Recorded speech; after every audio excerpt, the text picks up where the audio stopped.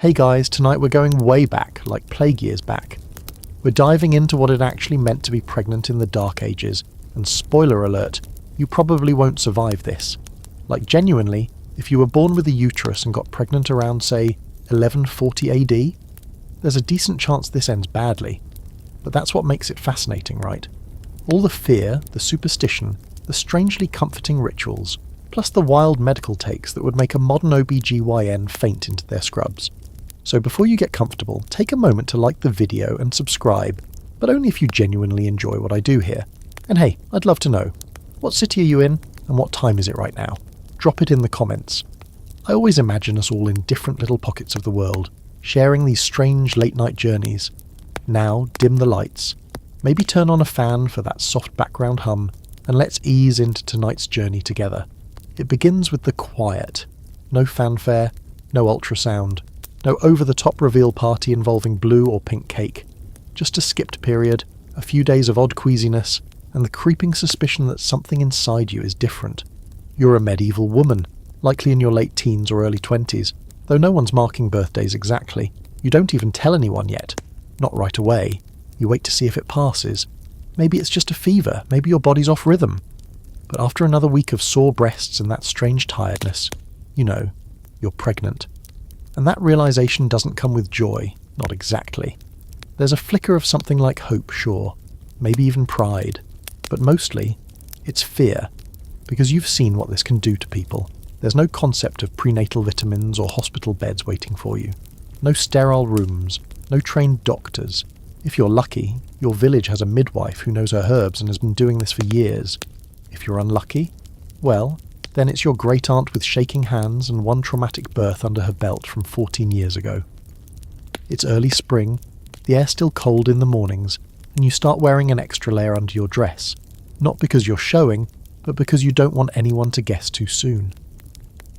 Once people know, everything changes. Expectations, judgments, whispers, especially from the older women who start eyeing you with a mix of pity and that quiet, secret knowledge. She doesn't even know what's coming. You know that, historically, this is just the beginning of the danger. In fact, statistically, the moment a medieval woman becomes pregnant, she enters a game of survival with odds stacked mercilessly against her. Roughly 1 in 3 women die from complications of childbirth at some point in their reproductive life. It's that common, and that doesn't even include babies lost along the way, miscarriages, stillbirths, or the ones who live a day or two and then just stop. Your husband, if you have one, maybe smiles at the news. Maybe. He might also just nod and say, well, praise be, before heading out to tend the animals. This isn't his burden, not in the day-to-day. That's on you. And now your body's already starting to feel it. Your appetite shifts weirdly. Foods you once loved now make you gag. There's no pickles and peanut butter in sight. But you do find yourself craving onions for some reason. And bread. Lots of it. Problem is, it's Lent, and the local friar is giving stern sermons about gluttony and indulgence, so you eat quietly and pray louder, hoping no one notices you sneaking extra bites. Your stomach isn't swelling yet, but you can already feel a tightness below your ribs. It pulls when you bend too fast, and it makes carrying buckets harder than usual, but you can't stop working. Pregnant or not, there are fires to keep burning, laundry to scrub with cold water in heavy wooden tubs, and meals to prepare over open flames. That's your day. That's every day. There's no maternity leave. The only pause comes if you faint, and then only long enough to get back up again. Quirky little fact here. Medieval people believed that sneezing too hard, looking at an ugly animal, or even thinking impure thoughts could harm a developing baby. So naturally you find yourself constantly overthinking every sneeze and trying to avoid the neighbour's 3-legged pig. Superstition wraps itself around you like ivy, creeping into every part of life. You carry charms stitched into your belt, little trinkets of bone or beads meant to protect your womb. They don't seem to do much, but it helps your mind, and sometimes that's the only medicine available. And here's something that's hotly debated by historians. Whether or not women in this era had any accurate way to confirm pregnancy in the early stages. There's no sure test, no blood work. But midwives sometimes used wine mixed with urine, the theory being that if a woman is pregnant, the urine reacts differently, becoming cloudy or changing texture. Some versions of this story involve mixing it with crushed barley seeds and waiting to see if they sprout. Some call this ancient science, others call it very elaborate wishful thinking. You also start to hear stories, cautionary tales really, about what not to do. Don't climb ladders, don't cross running water, don't look at a full moon too long, or you might curse the child. These aren't just superstitions. In a time when medical knowledge is patchy at best, folk wisdom becomes the rulebook. And yet, even in this uncertainty, there's a strange kind of comfort. You're not alone. Other women check in on you quietly. They slip you warm broth or tell you stories about their own births, some horrifying, some beautiful. One tells you about the time her baby came in less than an hour right by the fire. Another tells you how she laboured for 2 days and nearly died, but didn't. And that's something. That's hope. At night, you lie awake, hands on your still flat stomach, listening to the howling wind outside. You think about the future, about what kind of mother you'll be, if you get the chance. And as the candle gutters out beside your bed, you whisper a little prayer. Not loud, just enough for the child, or whatever spirit might be listening to hear. You wake to the sound of someone grinding herbs in the next room. It's the village healer, Agnes, though most people call her Mother Bone. Not because she's warm and maternal.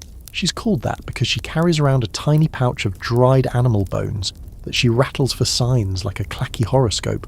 You haven't told her you're pregnant yet, but she already knows. She always knows. She claims to smell it on people, like rosemary mixed with fear.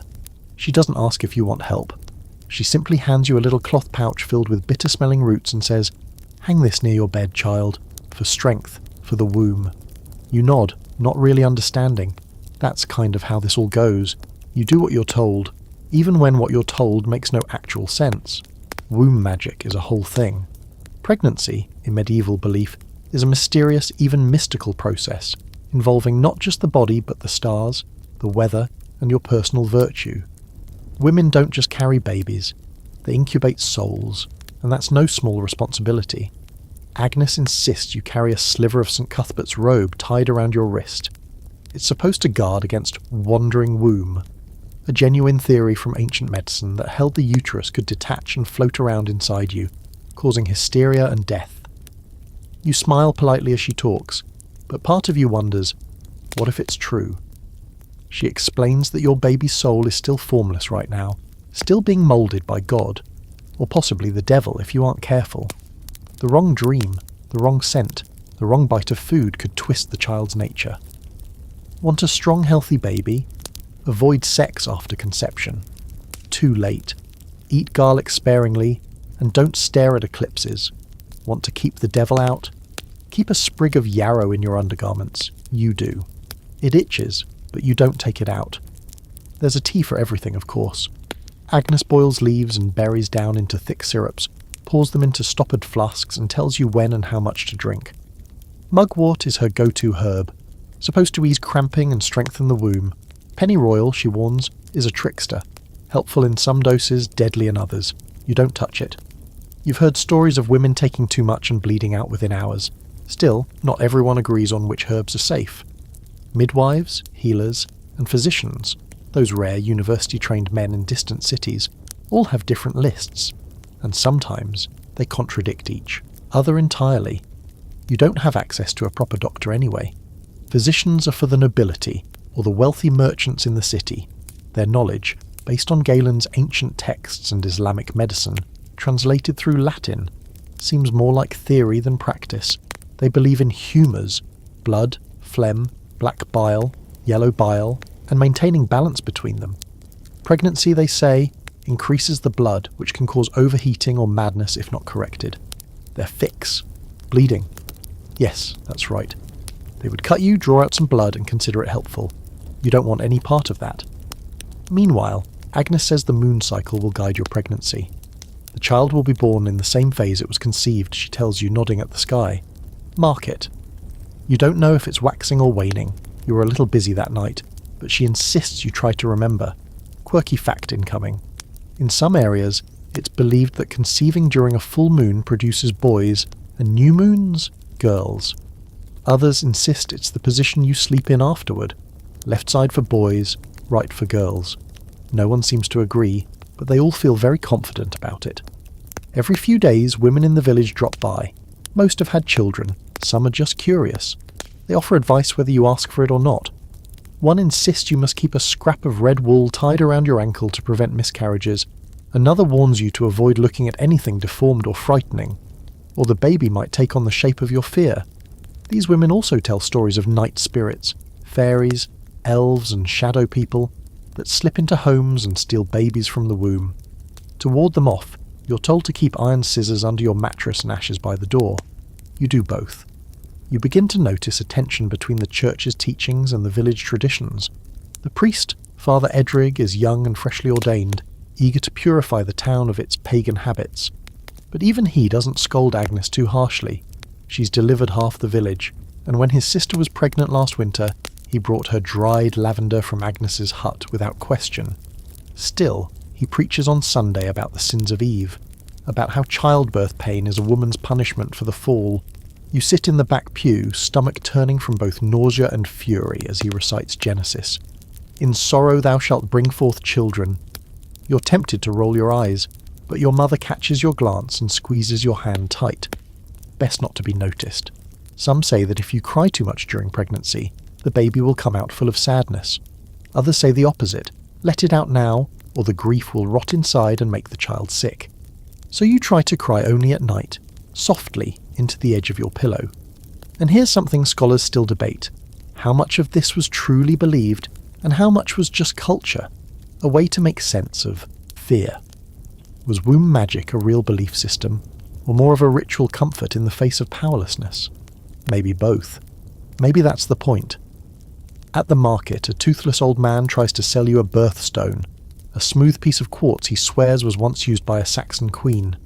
He claims it made her labour so quick she barely noticed. You don't buy it, but you touch it just in case. There's a quiet transformation happening in your body.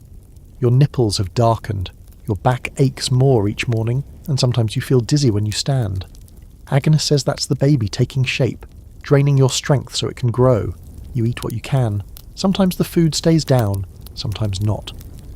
One night, you dream of blood-red apples falling from a tree and breaking open on the grass. You wake up sweating, clutching your belly.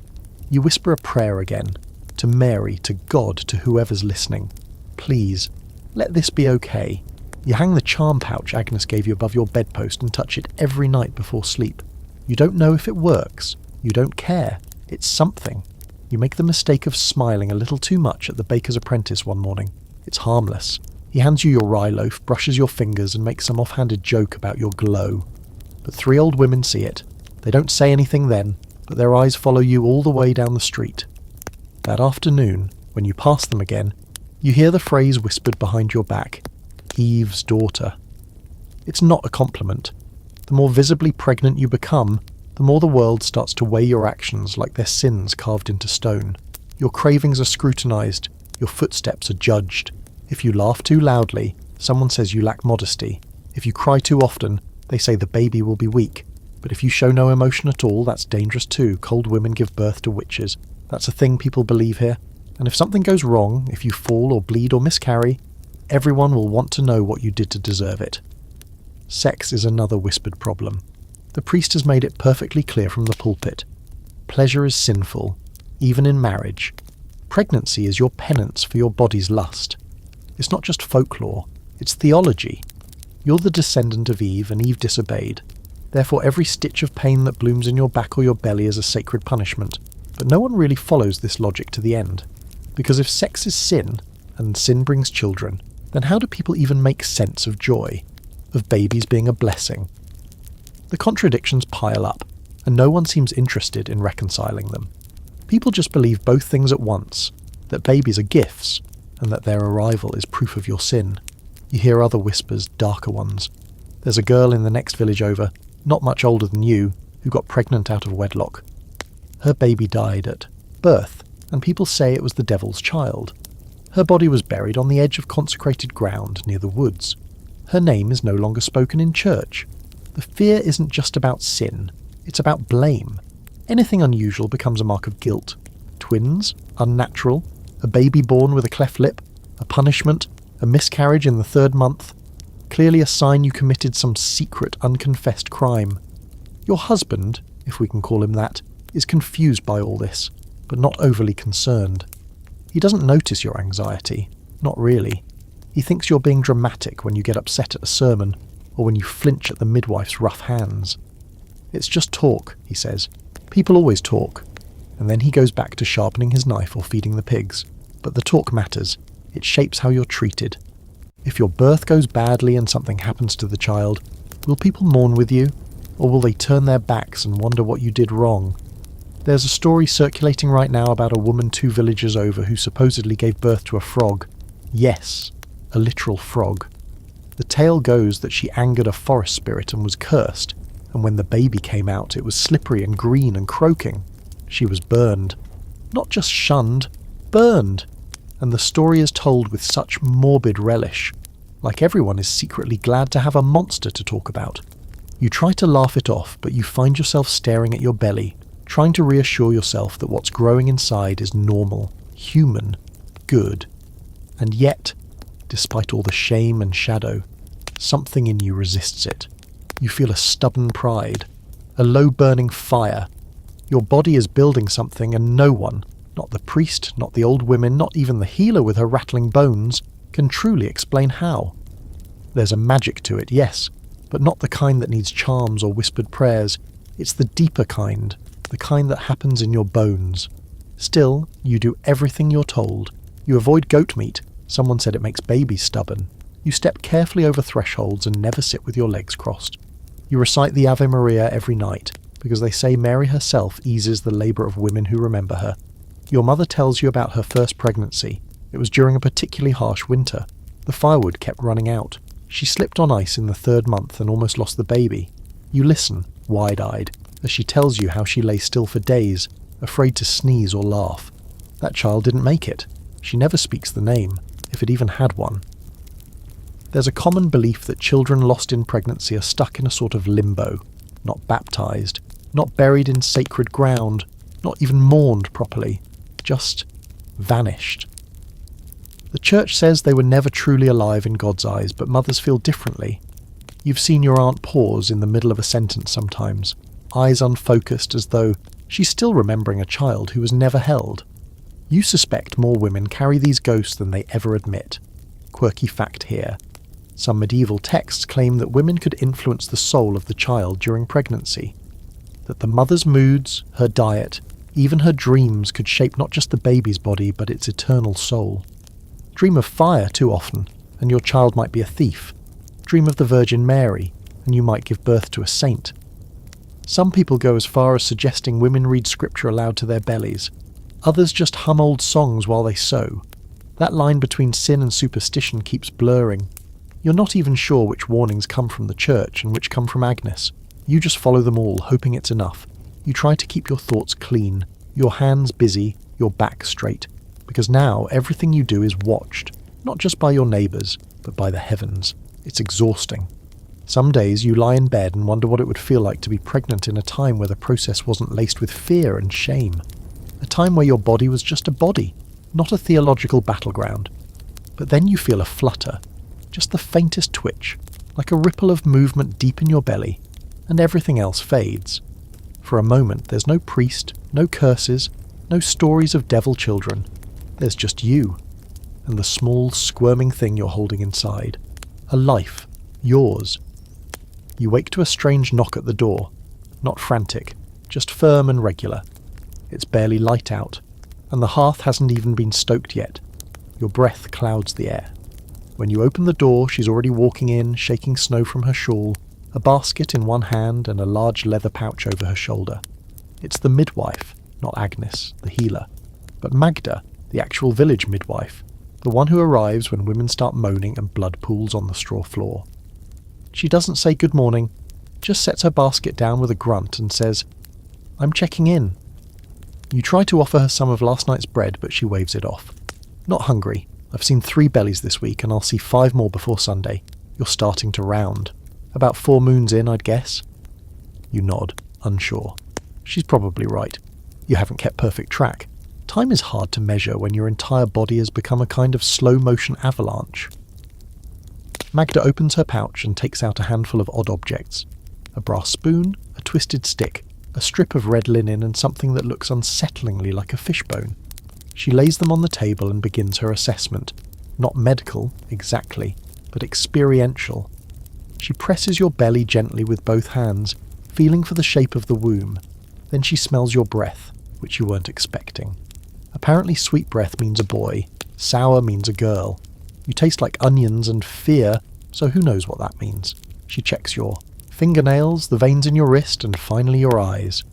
She holds your eyelids open and stares into them like she's looking for signs of rot. Then she pulls back and nods, almost approvingly. "Well," she says, "it hasn't killed you yet."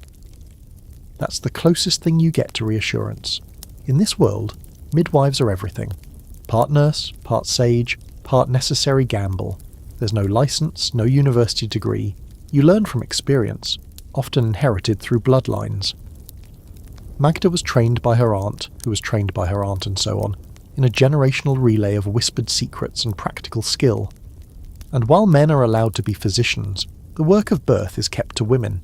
It's too messy, too undignified, too sacred in a way no man wants to touch. You've heard some men say midwives are witches, that they meddle with God's plan.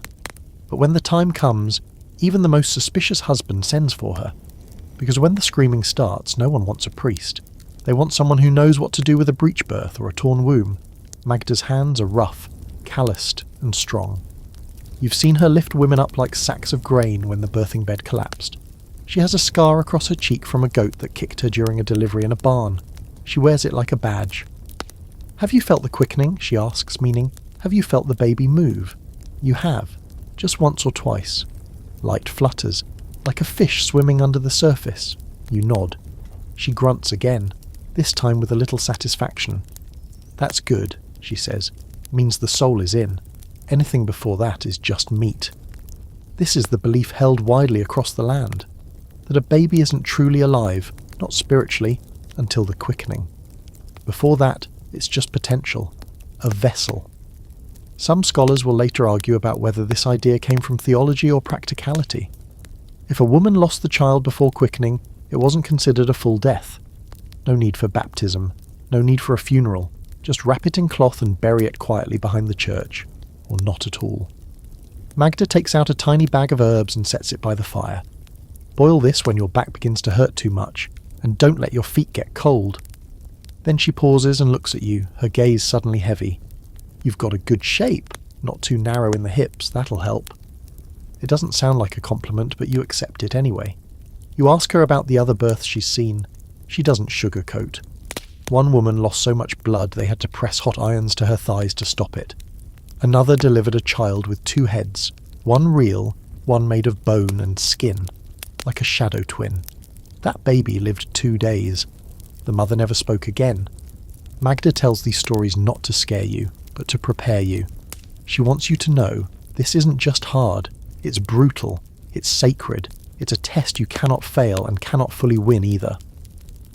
Altia's fringe belief she mentions, barely above a whisper, is about birth curses.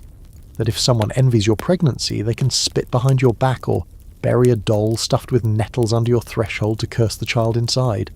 She's seen it, she says. One time she found a clay figure with a fishhook stabbed through its stomach buried near the barn of a stillborn child. She burned it on the spot. Whether it helped, who knows? She gives you something to wear, a cord tied with 7 knots, meant to be looped around your waist under your dress. Don't untie it, she warns, unless I tell you to. It's one of her tricks, something to distract the spirits, or maybe to reassure the mother more than the child. You wear it just in case. There's something else. Magda talks to the baby. After checking your belly again, she presses both palms to your skin and says softly, "Come when you're ready, little one." Not before. Not in the night. Not in the storm. It feels odd hearing her speak to something that's barely formed, but you're grateful. No one else does. Before she leaves, she glances at your hearth and your pile of linens. You'll need more rags, and save your softest shift. You'll want something clean to wrap the babe. Then she's gone, out the door and into the wind. You sit there for a long time after, fingers on your belly, thinking about the brass spoon and the smell of your breath, and that strange moment when she whispered to the creature inside you. Midwives aren't just birth workers, They're the final defense against pain, death, and the unknowable. And when the time comes, you know it'll be Magda, not your husband, not the priest, not your mother, who will be the one standing beside you when the line between life and death thins to almost nothing.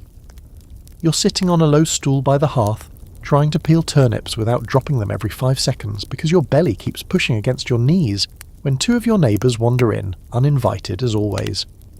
They plop down like they've been summoned by some invisible village-wide gossip bell, and sure enough, they're already whispering. Not about you at first, just about some girl in the next town over who gave birth to a baby with red hair and one eye slightly lower than the other. Must be a girl, one of them says with a smirk. They say girls steal the beauty from the mother. And just like that, your life becomes a carnival guessing game. Is it a boy? Is it a girl? Will it have hair like yours or a chin like your husband's?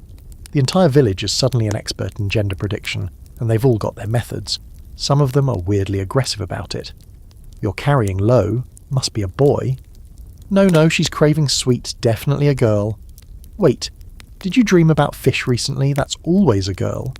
You try to keep a polite smile plastered across your face, but inside, you're ready to launch a turnip across the room.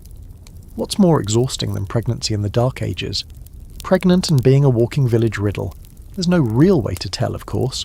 No scan, no test, no certainty. Just vibes, mostly. But the people around you will bet their dignity on those vibes. Agnes, the healer, claims she can tell just by measuring the pulse at your wrist.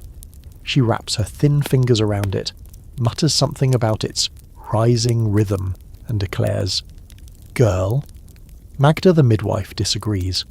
No, the way she walks, it's the boy's swagger. Trust me.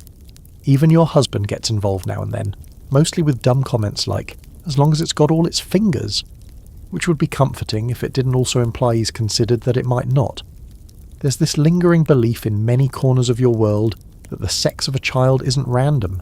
It's determined by God, or the stars, or your personal level of holiness. Some say it depends on whether the man's seed was stronger than the woman's matter. Others say the mother's blood being warmer or cooler affects the baby's sex. The logic is all tangled, and none of it actually makes sense, but people still build their lives around it. A quirky side note. One particularly strange old theory claims that if you lie on your right side after sex, you'll have a boy. On the left, a girl. So naturally, there's a whole catalogue of whispered advice about sleeping positions, moon phases, and what you happen to be eating the day you conceived. You vaguely remember it being stew with leeks. Make of that what you will. The guesses keep rolling in. The old miller's wife insists she knew her last child was a boy because she couldn't stand the smell of bread. And look at you, still eating bread. Girl for sure. Another woman tells you she once hung an iron knife over her bedpost and whichever way it pointed in the morning told her the baby's sex. You ask if it was right. She shrugs. No idea. Lost that one. You don't know how to respond to that. And then there are the dreams. Apparently everything you dream now is a message.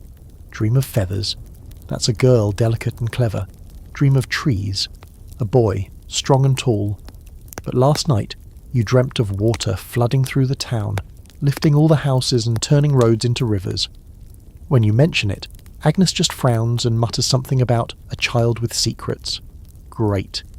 Here's where things get heavier. These guesses aren't just for fun, they carry expectations. If you're having a boy, people expect strength, lineage, someone to work the land or wield a sword one day. If it's a girl, well, get ready to marry her off by 15 and pay a dowry you probably don't have. Boys are the future. Girls are the expense. That's how people talk, even if no one says it that directly. Your husband doesn't say much either way, but you've heard the way he talks with his brothers. Need a son, he said once. Someone to carry the name. As though your womb is just a factory with one job, produce an heir. And if it's not a boy, well, then he'll try again. With you, if you survive the first round, you feel the weight of that more each day. The pressure isn't just to carry a child, it's to carry the right child. As if you have any say in the matter. Here's where the scholarly debates kick in. Some historians believe medieval people didn't actually value boys over girls that much, at least not in the lower classes, where everyone worked and every hand helped. Others argue the opposite, that sons were favoured heavily, especially for property, trade and religious reasons. The truth probably lies somewhere in between. Either way, you can feel it in the air. People want your baby to be a boy, but you don't know what you want. Some days you picture a son, strong, muddy, running barefoot through the village with a stick for a sword. Other days you imagine a daughter, quiet, clever, always watching. You wonder if you'd be gentler with her, knowing what she'll face. Maybe you'd teach her all the things no one told you. You sit by the fire late into the evening, rubbing your belly, thinking, what kind of world are you bringing this child into? A world where survival is a coin toss. A world full of rules no one understands and punishments no one deserves. A world that might not even let you see their face for more than a day or two. Still, you hope. You place your hand where you last felt movement. A soft push, low on the right side. You whisper, "Who are you?" Like you might get an answer. But the baby's quiet tonight. Resting, maybe. Or listening. You tell yourself that's a good thing. That quiet ones come out easy. You lean back, close your eyes, and try not to think about the stories of women who gave birth to still babies and refused to let them go for days. Or the woman last year who delivered a perfectly healthy boy only to die of fever the next morning. Or the one whose child was born with a veil over its face, which they said meant it could see the dead. Number. You don't think about that tonight. You think about hands, tiny ones, wrapping around your finger.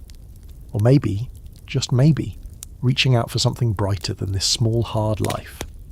You wake to a new sound, not birdsong or your husband's half-hearted coughing, but a dull creaking in your joints as you shift in bed. You try to sit up and your back protests like an old wooden chair about to give out. You're not even halfway through this pregnancy, and already your body feels like it's been stuffed into the wrong skin, tight where it used to be loose, and loose in places you didn't even know could stretch. Everything is heavier now. The days, your feet, even your own thoughts. There's a distinct moment sometime during the 4th or 5th moon where your body stops being yours. It's still in your control technically, but not entirely. You eat when the baby demands. You sleep when the exhaustion pins you. You move slower, your centre of gravity tipping forward until you start walking with that unmistakable waddle, like a duck in a dress. And medieval society has opinions about all of this, naturally. A pregnant woman's body is seen as both sacred and suspicious.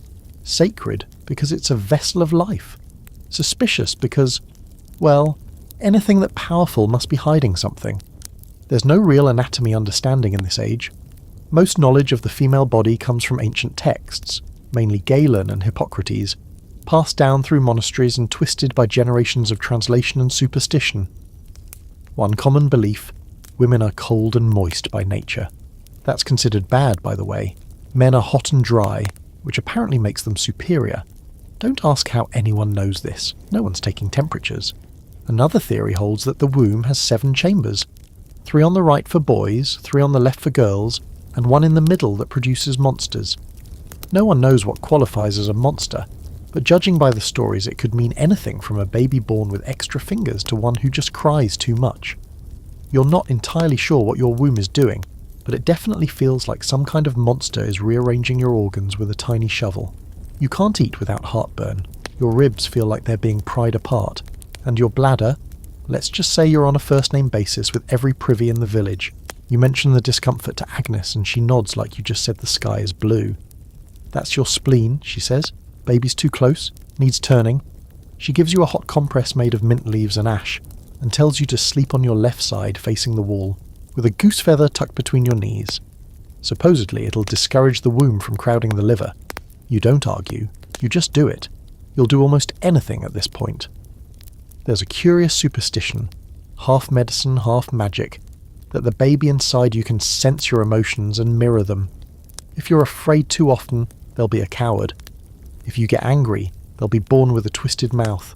So you try to stay calm, but calm doesn't come easy when your feet swell to the size of turnips and your lower back feels like it's being held together by unravelling rope. You're not allowed to rest too much either. That's bad for the humours. Your mother scolds you if you sit too long. Get up, she says, or you'll grow lazy and the baby will come late. But if you move too quickly, Agnes will click her tongue and mutter, keep still or the child will fall. There's no winning. Most days you still carry water from the stream, fetch wood for the fire, stir heavy pots over coals. You rest only when your hands are trembling or your legs start to give out.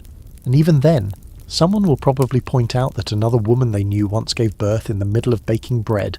and went right back to kneading dough the next day.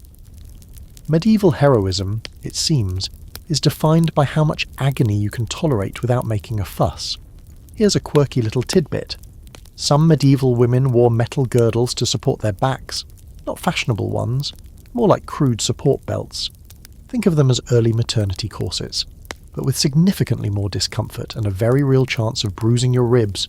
You don't have one, but you've seen them, hanging in the back of a church storeroom or in the homes of wealthier women. You sometimes envy them, but mostly you just wonder how they breathe in those things. Meanwhile, your breasts have taken on a life of their own, aching, swelling, even leaking sometimes. Agnes calls it preparing the milk. You call it confusing. No one really explains how breastfeeding works. It's just assumed. When the baby comes, you feed it. If the milk doesn't come, they'll blame you for being cold-hearted or cursed. Either way, it'll be your fault. The body isn't seen as a biological system. It's a series of signs from God, and yours is now a public canvas. Everyone gets to read it, interpret it, pass judgment on it. One neighbour tells you you're glowing, a sign of fertility. Another frowns and says you look pale. The baby might be taking too much of your strength. Even your urine is up for analysis. Some folks test it by pouring it near anthills and seeing how the insects react. If the ants avoid it, bad news. If they swarm, it means strength. You're not sure how you feel about being judged by ants, and yet in all this chaos, there are moments, brief, tender ones, when you find some peace with your body.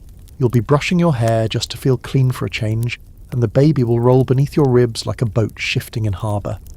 You'll look down and see your belly stretch and shift like the surface of a pond, and for a second it feels like you're touching something divine. Of course, the next second you're vomiting into a bucket because the smell of cabbage soup hit your nose wrong, but still, the magic lingers. There's also the fear, the ever-present fear that something is wrong and no one knows it, that your body's about to betray you in some secret, irreversible way. A slow bleed, a twisted cord, a baby too big for your hips. You dream of these things in flashes, bloody sheets, empty cradles, a cry that never comes. Then you wake up gasping, hand to your stomach, checking for movement. And here's a scholarly debate that's still ongoing. Did medieval women understand their bodies better than we give them credit for? Or were they entirely dependent on others to interpret what was happening? Some believe women developed intimate, intuitive knowledge of their own cycles, symptoms and rhythms, passed down through mothers and midwives. Others argue the opposite, that in a world of male-dominated religion and superstition, even a woman's own instincts weren't trusted unless validated by an authority. You're somewhere in the middle. You know this body. You feel its changes like weather patterns, but no one listens to you. They listen to Agnes, to Magda, to the priest. You're the one inside the storm, but they all think they can forecast it better than you can. So you take it one day at a time, one aching step at a time. You wrap your back with cloth soaked in vinegar and sage. You sip your tea of crushed dandelions and fennel. You pray. You work. You lie awake at night, counting the days, then try to stop counting because you've lost track anyway. And still, the baby grows. The day begins like most others. Grey sky, cold wind slipping under the doorframe, and your feet hitting the floor with a soft groan as your body complains before your mouth can. You're pregnant, yes, but you're also still everything else. Cook, cleaner, water hauler, stitcher, gatherer, firekeeper. The baby growing in your womb doesn't excuse you from the endless rhythm of medieval daily life. If anything, people expect more of you now, as if bringing a child into the world is some kind of village-wide team project, and you're just one cog in the holy machine. You try not to resent it. You try to imagine it as noble labour, like weaving your child's welcome into the world with every bucket of water, every crust of bread baked, every tunic patched. But some days, like today, you're just tired. Not sleepy, tired. That special brand of exhaustion that lives behind your eyes and in your bones. Your fingers are stiff with cold as you grind barley at the hearth. A little of it spills. You watch it hit the floor and think about whether it's even worth bending over. Then you do it anyway, because if you don't, someone will say something. Probably your husband, or your mother-in-law, who still insists she gave birth in the middle of a thunderstorm and then made dinner for 12 that same night. There's something both infuriating and strangely beautiful about how life just keeps going. Chickens need feeding. That one goat keeps escaping and has to be dragged back, bleating in protest. The neighbour's child comes running in with a scraped knee, which you clean with stale wine and wrap with cloth, even though you're queasy from your own sour stomach. There's no pause button for pregnancy in this age. It's not a condition, it's a continuation. You're expected to be the same person you were before, just puffier and possibly more hormonal. By midday, your lower back feels like it's been held in a vice.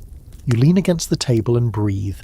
Not dramatic, not loud, just a slow, desperate inhale through your nose, exhale through clenched teeth. If someone notices, they'll say you're being delicate. If they don't, well, you'll just deal with it alone like usual. You're not the only one. Every woman around you who has ever been pregnant walks like she's hiding a secret inside her hips. Some older, some younger, but all marked in some way.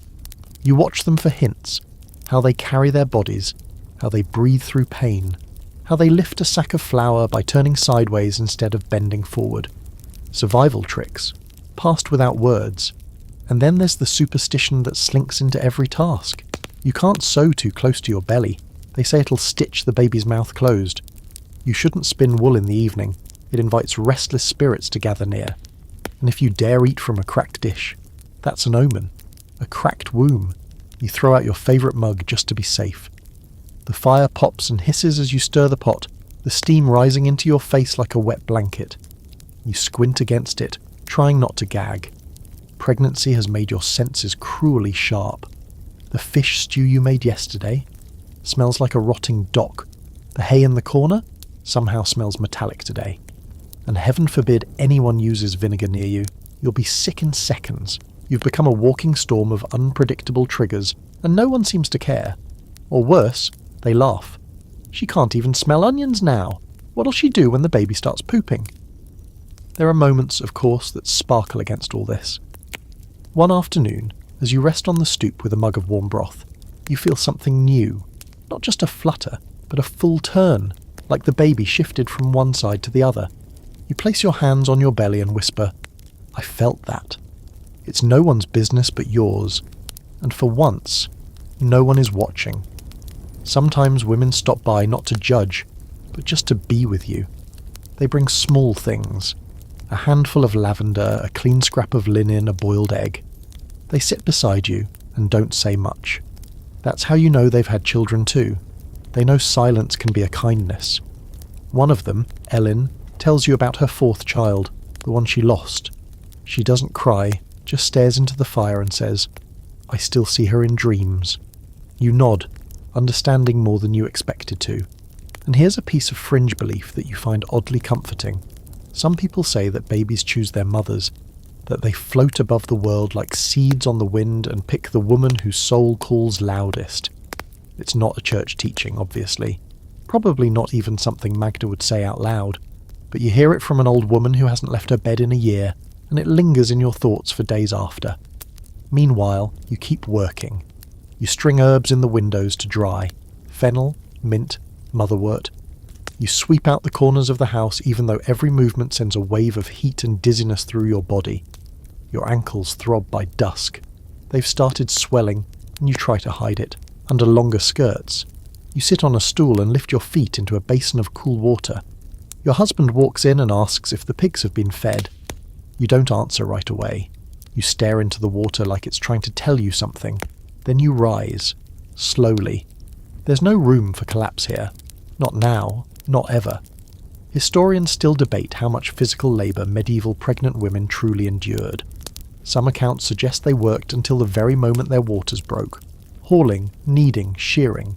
Others suggest wealthier women or those with status were afforded rest, sometimes for months. But you're not noble, you're village stock. And here, pregnancy isn't a condition.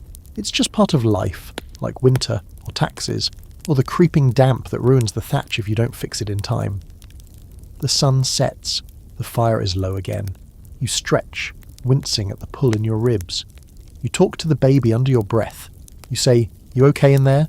and wait for a sign. Sometimes you get one, a twist, a push, a little rebellion of tiny limbs. Tonight there's nothing, just warmth, just quiet. You try to picture the end of all this. The baby in your arms, the village peeking through the doorway to whisper blessings and judgments in equal measure. You wonder if the work will stop then. You already know the answer, but for now, you rest your hand on your belly and sit a moment longer. In the dark, in the quiet, in the calm before whatever comes next. Someone brings you a cup of cloudy liquid one morning, slightly warm, slightly sour, and definitely suspicious. It's a blend of wine and your own urine, mixed and left to sit overnight. The local wisdom says this mixture can tell you if the baby's healthy, if you'll carry to term, and even whether you're possessed by an evil spirit or just, exhausted and bloated. You sniff it once, gag lightly, and then do what you're expected to do. Stare at it until someone, probably Agnes, declares its verdict like she's reading your future from tea leaves. Welcome to medieval diagnostics.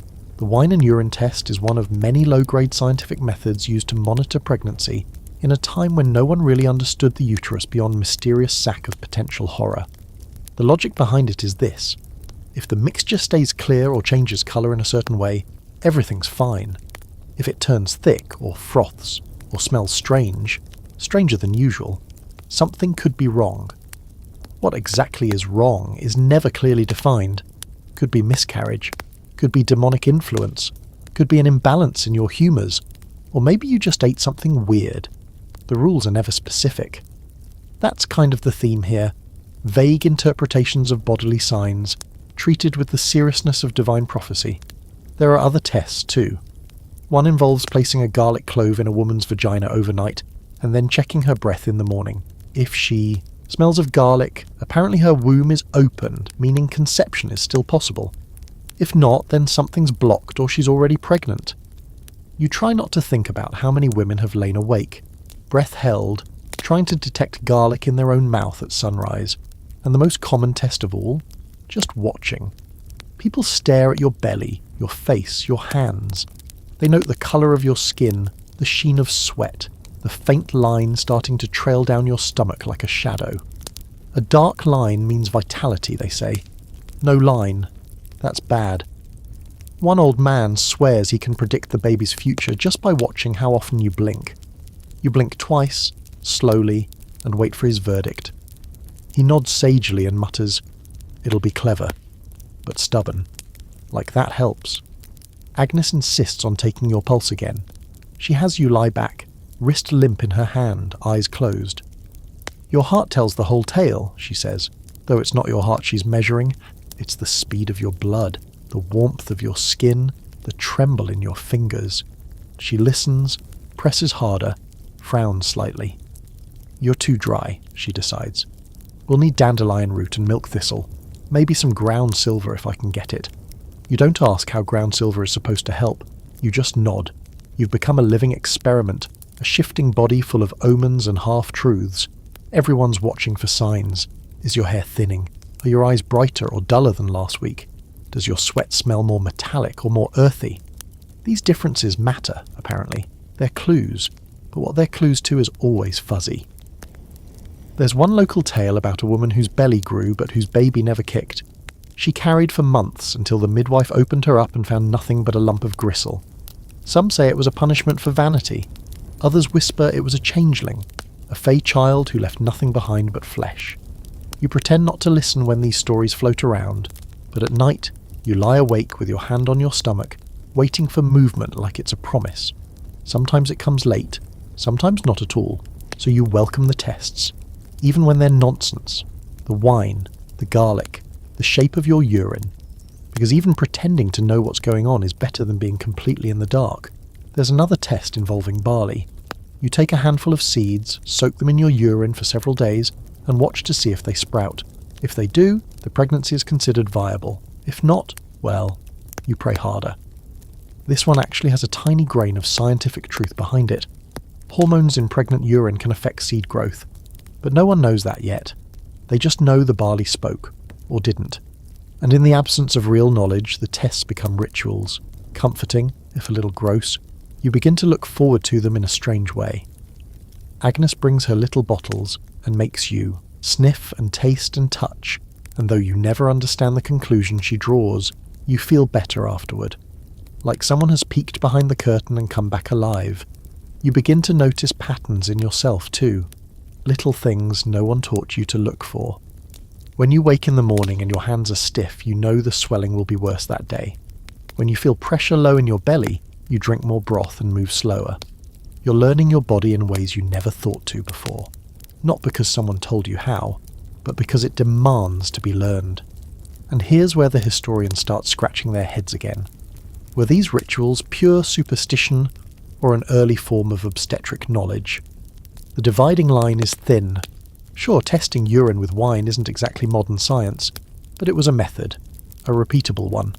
And many midwives kept journals, passed down through families, filled with scribbled symbols and herbal formulas and crude sketches of swollen bellies.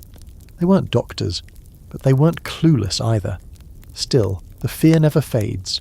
You keep an eye on every stain in your linens, every sudden cramp, every dream that leaves you waking in a sweat, a dream of a bird with no beak, a baby crying from behind a wall. You wake from these dreams with your heart pounding and the bedclothes tangled around your legs. You don't tell anyone about the dreams, they'd only bring more tests, more theories.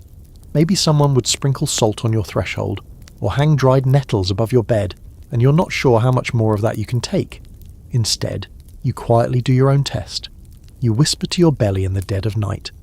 Ask the baby to kick once if everything's okay. Just once.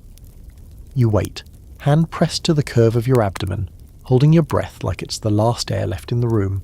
Sometimes the baby answers, sometimes not, but always the sun rises, and the urine goes in the cup, and the guessing begins again. You're walking back from the well with a bucket in each hand when it hits you, out of nowhere and all at once. A craving so intense it makes you stop mid-step and blink into the wind like someone just whispered a secret in your ear. Honey. No, not just honey. Honey slathered on onions, or maybe pickled onions dipped in honey, or honey stirred into wine and poured over roasted garlic. You're not sure exactly, but your body is suddenly shouting, find it, eat it. Now, you don't even like onions that much. It's not just hunger, it's something deeper, stranger. Like your stomach has a mind of its own and your mouth is only along for the ride.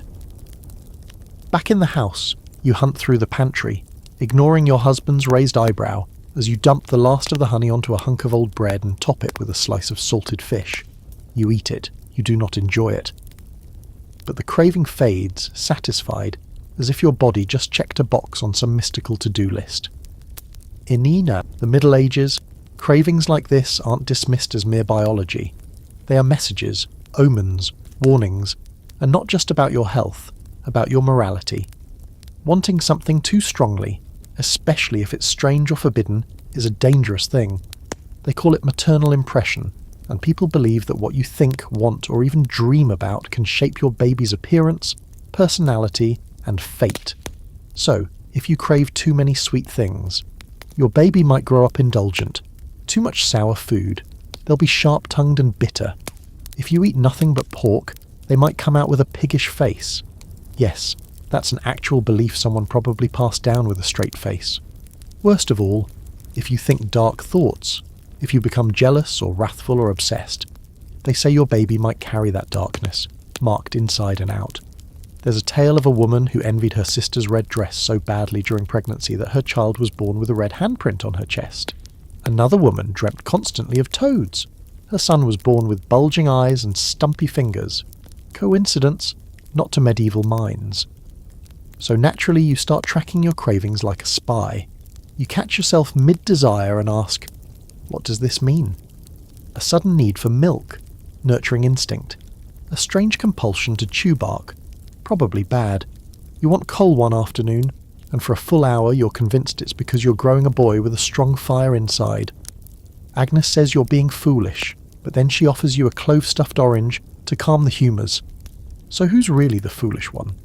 Then there's the issue of avoiding certain things. Not just food, but sounds, sights, emotions. Looking at a deformed animal could imprint something on the baby. Witnessing violence or illness, same danger. You begin to avert your eyes constantly. A hunched beggar, a dog with a broken leg, even an ugly patch of mould on a wall. Anything might leave its ghost on your child's face. You become wary of everything.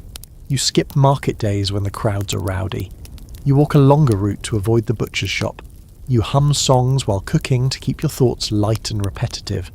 And when you do dream of unsettling things, A child covered in bees, or a tree full of teeth, you bite your lip and try not to remember. Here's something scholars still puzzle over. Were these ideas about cravings and impressions just superstition, or were they part of a deeper psychological logic, an attempt to give pregnant women some form of agency in a world where they had almost none? Maybe both. It's controlled by obsession, perhaps. If you can't shape your fate by strength or science, maybe you can shape it by sheer force of will, by choosing to think only the right thoughts, by curating your inner world as carefully as you sweep your hearth. Of course, some cravings are impossible to control. You want dirt one day. Actual dirt. Your mouth waters when you catch the smell of wet earth. You try to fight it, but eventually you kneel by the garden, press 2 fingers to the soil, and lift it to your tongue like a stolen sweet. It tastes like nothing. Still, you feel better afterward. You mention it to Magda. She raises one eyebrow and says, "That means the child is rooted." Good. Then she walks away like she didn't just say something both incredibly comforting and vaguely unsettling. There's also the matter of repulsion. You can't stand meat for weeks. The smell of cooking pork sends you retching into the bushes. Someone suggests this means the baby will be a monk, pure and ascetic. Someone else says it means you've angered a spirit. Either way, no one helps with the cooking. Some cravings are shared. You meet another pregnant woman at the well, her belly as round as yours. She confesses that she's been drinking boiled clover tea every day for weeks, not because she likes it, but because it feels lucky. You nod, understanding completely. The things you do while pregnant don't need to make sense. They just need to feel right. And that's the strange truth about cravings in this time. They aren't just biological urges, they're spells, tiny rituals of desire and satisfaction. Every bite, every sip, every scent inhaled with closed eyes becomes a prayer to the future. Let this baby come out whole. Let this pain be worth it. Let me live to see it. You start keeping a small list, scratched onto bits of wood and slate, of the things you've longed for: honey, thyme, ash, cold milk, cloves, plum jam, roasted apples, soap. You think one day, maybe, you'll show it to the child and say, "This is what you were made of." Quirky fact. There's a medieval belief that if you deny a pregnant woman her craving, the baby will be born with a mark in the shape of whatever she was denied. A cherry-shaped birthmark on the thigh, a fish-shaped one on the shoulder. So when you ask for stewed pears 3 days in a row, your husband doesn't argue. He just finds them. At night, you lie in bed and try to chase away bad dreams with sweet thoughts. You picture lavender fields, ripening pears, the baby, smiling, holding a spoon. You're still hungry, but also full. It starts with a stain. Just a small dark smear on your linen underthings, barely noticeable, barely there. You stare at it for a long time, your fingers trembling against the fabric, heart thudding so hard it echoes in your ears. You don't know if it's blood or something else. You don't know if it's normal, and that's the worst part. You never know. You don't say anything at first. You wash the cloth quietly, as if scrubbing hard enough might make the whole thing unhappen. But the worry stays with you like a shadow, one you can't shake no matter how many candles you light or prayers you mutter. Is this it? Has something gone wrong? You try to remember everything you've done the last few days. Did you lift something too heavy? Did you sleep on your right side instead of your left? Did you think the wrong thoughts? You even wonder if the honey on onion craving from last week had something to do with it. Maybe the baby didn't like it. Maybe you invited something in. By the next day there's pain, not the soft ache you've grown used to, but sharp. Pulling cramps like something inside is trying to leave. Your breath catches. You sit down fast, your hands cupping the underside of your belly, whispering, "No, no, not now, please." Miscarriage, in the Dark Ages, isn't just a medical crisis, it's a moral one. If you lose the baby now, this early, they call it a wasted seed or a quickening failed. They don't offer much comfort, they don't hold your hand, instead they look at you with narrowed eyes and say things like, "Were you careless?" Or, "God takes what he will." Sometimes they don't say anything at all, they just avoid you, as if your loss might be contagious. And if you're unmarried, it's worse, much worse. A lost child outside of marriage is treated as proof of sin, even if no one says it aloud. You've heard the stories. The girl who bled for days in secret and buried the remains near the riverbank. The one who was dragged before the priest and made to confess while still pale and shaking. There are whispers that she did it on purpose. that she drank pennyroyal in secret, that she sat in a hot bath with certain herbs and prayed the wrong way. The church would call it murder. The village just calls it unnatural. You think of her now and you wonder, if this pain gets worse, what will they think of you? You sit in bed all day, barely moving, the blankets pulled tight around your shoulders even though it's warm. Every time you feel the tiniest shift in your body, you freeze, you hold your breath, you wait. Magda arrives that evening. She says nothing at first, just takes your hands and presses her forehead against yours like she's listening through your skin. Still in there, she says softly. But it's trying to decide. Trying to decide. The phrase rattles around your head, as if the baby is standing on the edge of a cliff, teetering, uncertain whether to jump or step back. As if life, your life, isn't the only will at work here. She lays a hand on your belly and tells you to lie still. No walking, no bending, no heavy thoughts. She leaves you with a bitter brew that tastes like bark and burned honey, and tells you to drink it all. You do. Then you lie back, your head pounding with what-ifs. Quirky medieval fact. Some people believe that when a woman miscarries, a demon comes to carry off the child's soul, so they place iron tongs under the bed or salt at the door to keep it away. Your mother sprinkles salt before you can ask her not to. She hums softly while she does it, some half-remembered lullaby from your childhood. You pretend not to cry. For days you stay still. You do nothing. And it's agony. Not just because of the fear, but because this world doesn't know what to do with stillness. If you're not working, you're either sick or lazy. Your husband keeps pacing. Your neighbours start asking questions. Someone drops off stale bread and won't meet your eyes. No one wants to say the word, not aloud. Because in this world, loss isn't a medical reality. It's a failure, a mystery, a punishment, and worst of all, it's your fault. There's a debate among modern scholars about how often medieval women miscarried and how those losses were recorded, or more often, not recorded at all. In poorer communities, miscarriages were seen as part of life. Not tragic, just expected, especially in the early pregnancy when the baby hadn't quickened yet. Those weren't considered real children. No name, no grave, no weeping, just a whispered prayer and a return to normal duties as fast as possible. But you feel it differently. You would grieve, even if no one else did. On the fourth day, the pain lessens, the bleeding stops, and when Magda returns, she listens again, hands cold on your belly, and nods. It's quiet, she says, but it's still holding on.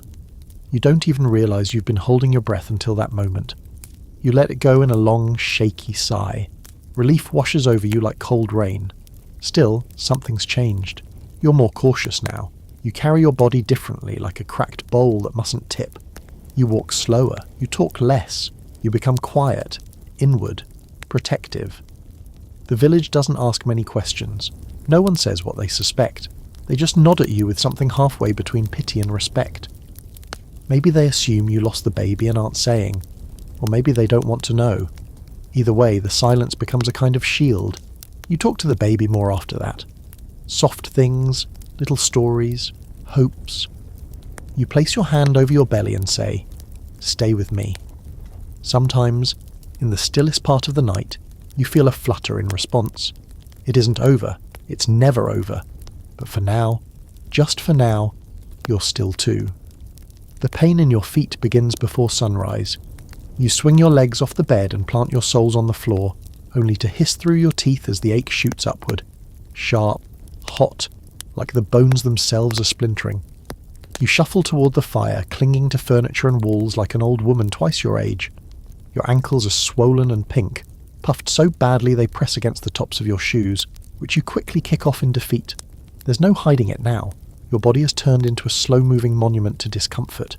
You slump onto a stool and raise your legs, resting them on an overturned bucket. You were told to expect this.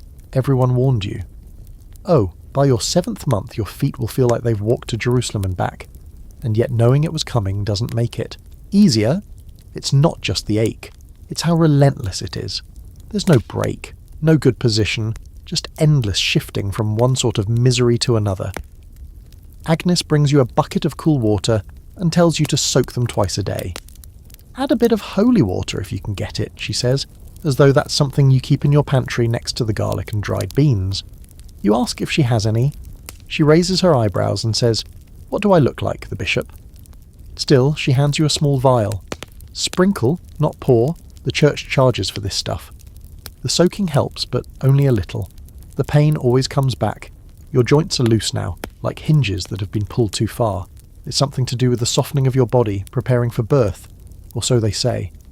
They also say you shouldn't cross your legs, sleep on your back, or look at the moon too long when it's full. Everyone's got a theory. Everyone's suddenly a midwife. Your back starts hurting too, right between your shoulder blades, then lower, then all over. It's the kind of ache that makes even breathing feel like a chore. When you bend to pick something up, the pressure in your belly pushes against your lungs, making you gasp. You have to rest more now, which makes people talk.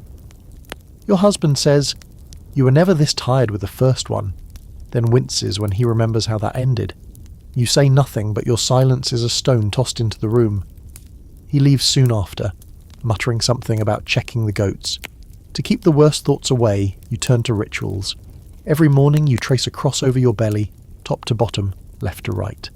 Not out of piety exactly, but habit. You whisper a little rhyme that your aunt used to say when she was pregnant. Strong bones, wide breath, skin like morning bread. You don't know where she got it, but it comforts you. Maybe that's enough. Your mother brings over a small pouch sewn from red cloth, filled with rosemary, rue, and something that smells like burned sugar. She hangs it above your bed with a string and tells you not to touch it. For health, she says, and against envy. That last part is important. Envy, in this world, isn't just a feeling. It's a force, a poison. If someone covets your happiness too fiercely, it could sour the womb. You've heard stories of women losing children days after being praised too publicly. Such a strong kicker, someone would say, and then nothing. So you start deflecting compliments. If someone says you look round in a good way, you laugh and say, "I feel like a mule." If they admire your glow, you reply, "It's sweat."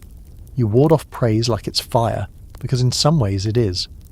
One day, a traveller passes through the village selling relics. He claims to have a splinter of the true cross, a thorn from the crown, and somehow a vial of St. Margaret's tears. You don't believe him, but St. Margaret is the patron of childbirth, and you figure even a fake tear is better than none. You barter a wheel of cheese for the vial and tuck it into your shift near your breast. Quirky fact. There's a legend that St. Margaret was swallowed by a dragon and burst forth unharmed, symbolising safe delivery. Some women in labour hold tiny figurines of her or sleep with her prayer written under their pillow. You haven't reached that point yet, but the vial makes you feel better. Like insurance. Even if it's cheese-priced insurance. Around this time, you start preparing the birthing space, though no one calls it that. It's just the corner or the bed area. You clean obsessively, sweeping out dust and spiderwebs that never bothered you before. You wash your linens twice, hang them to dry, then wash them again. Everything must be clean, not because of germs, which no one understands yet, but because cleanliness is godliness, and God is watching.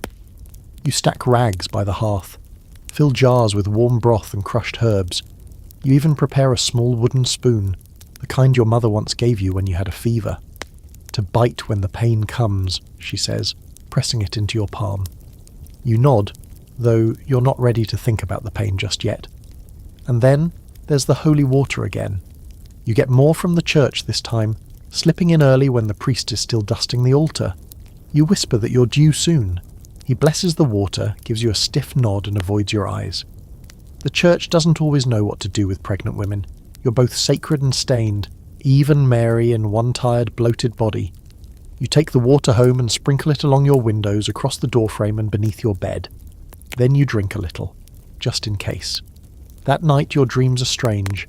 You dream of walking barefoot through a cathedral made of snow, the walls cold and glowing.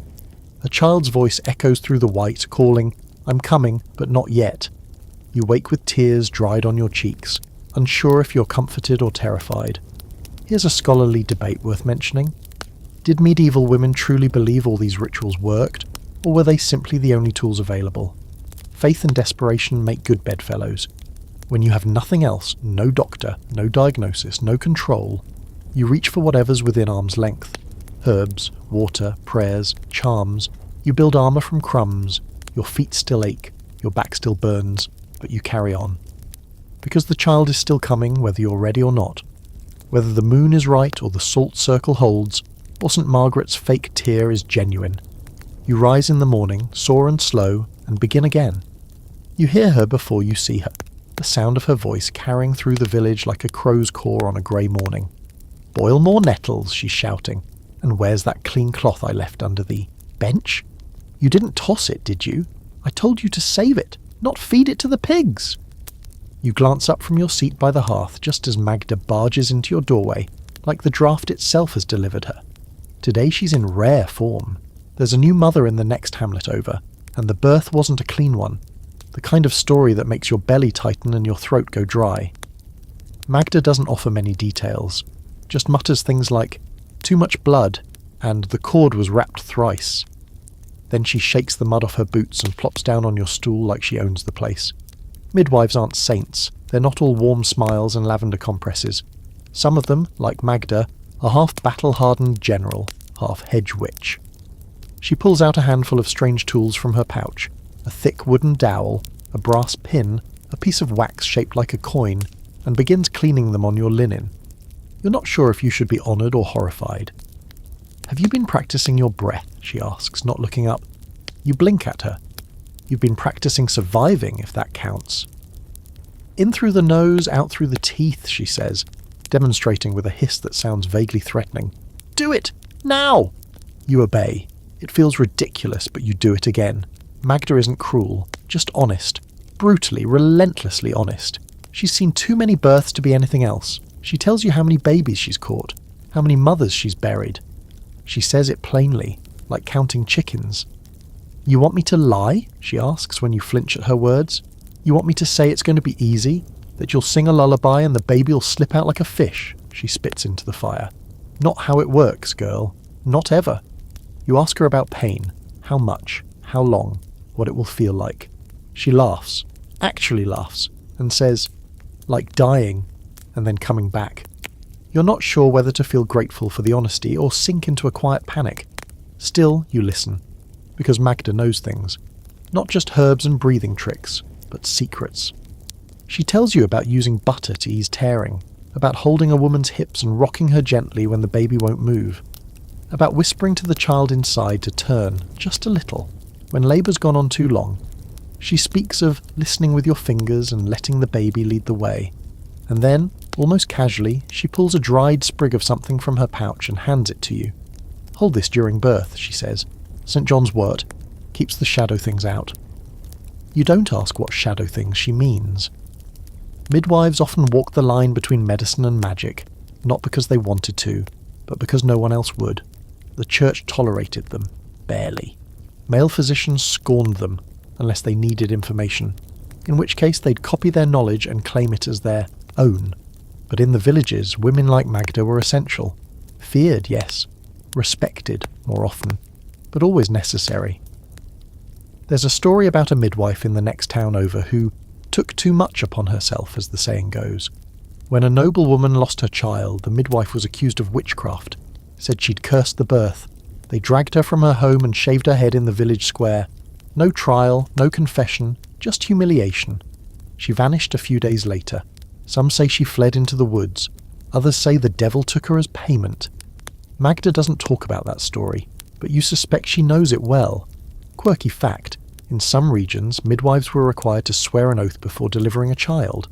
Not just to God, but to the church, promising never to use diabolical means, or to speak charms over the baby.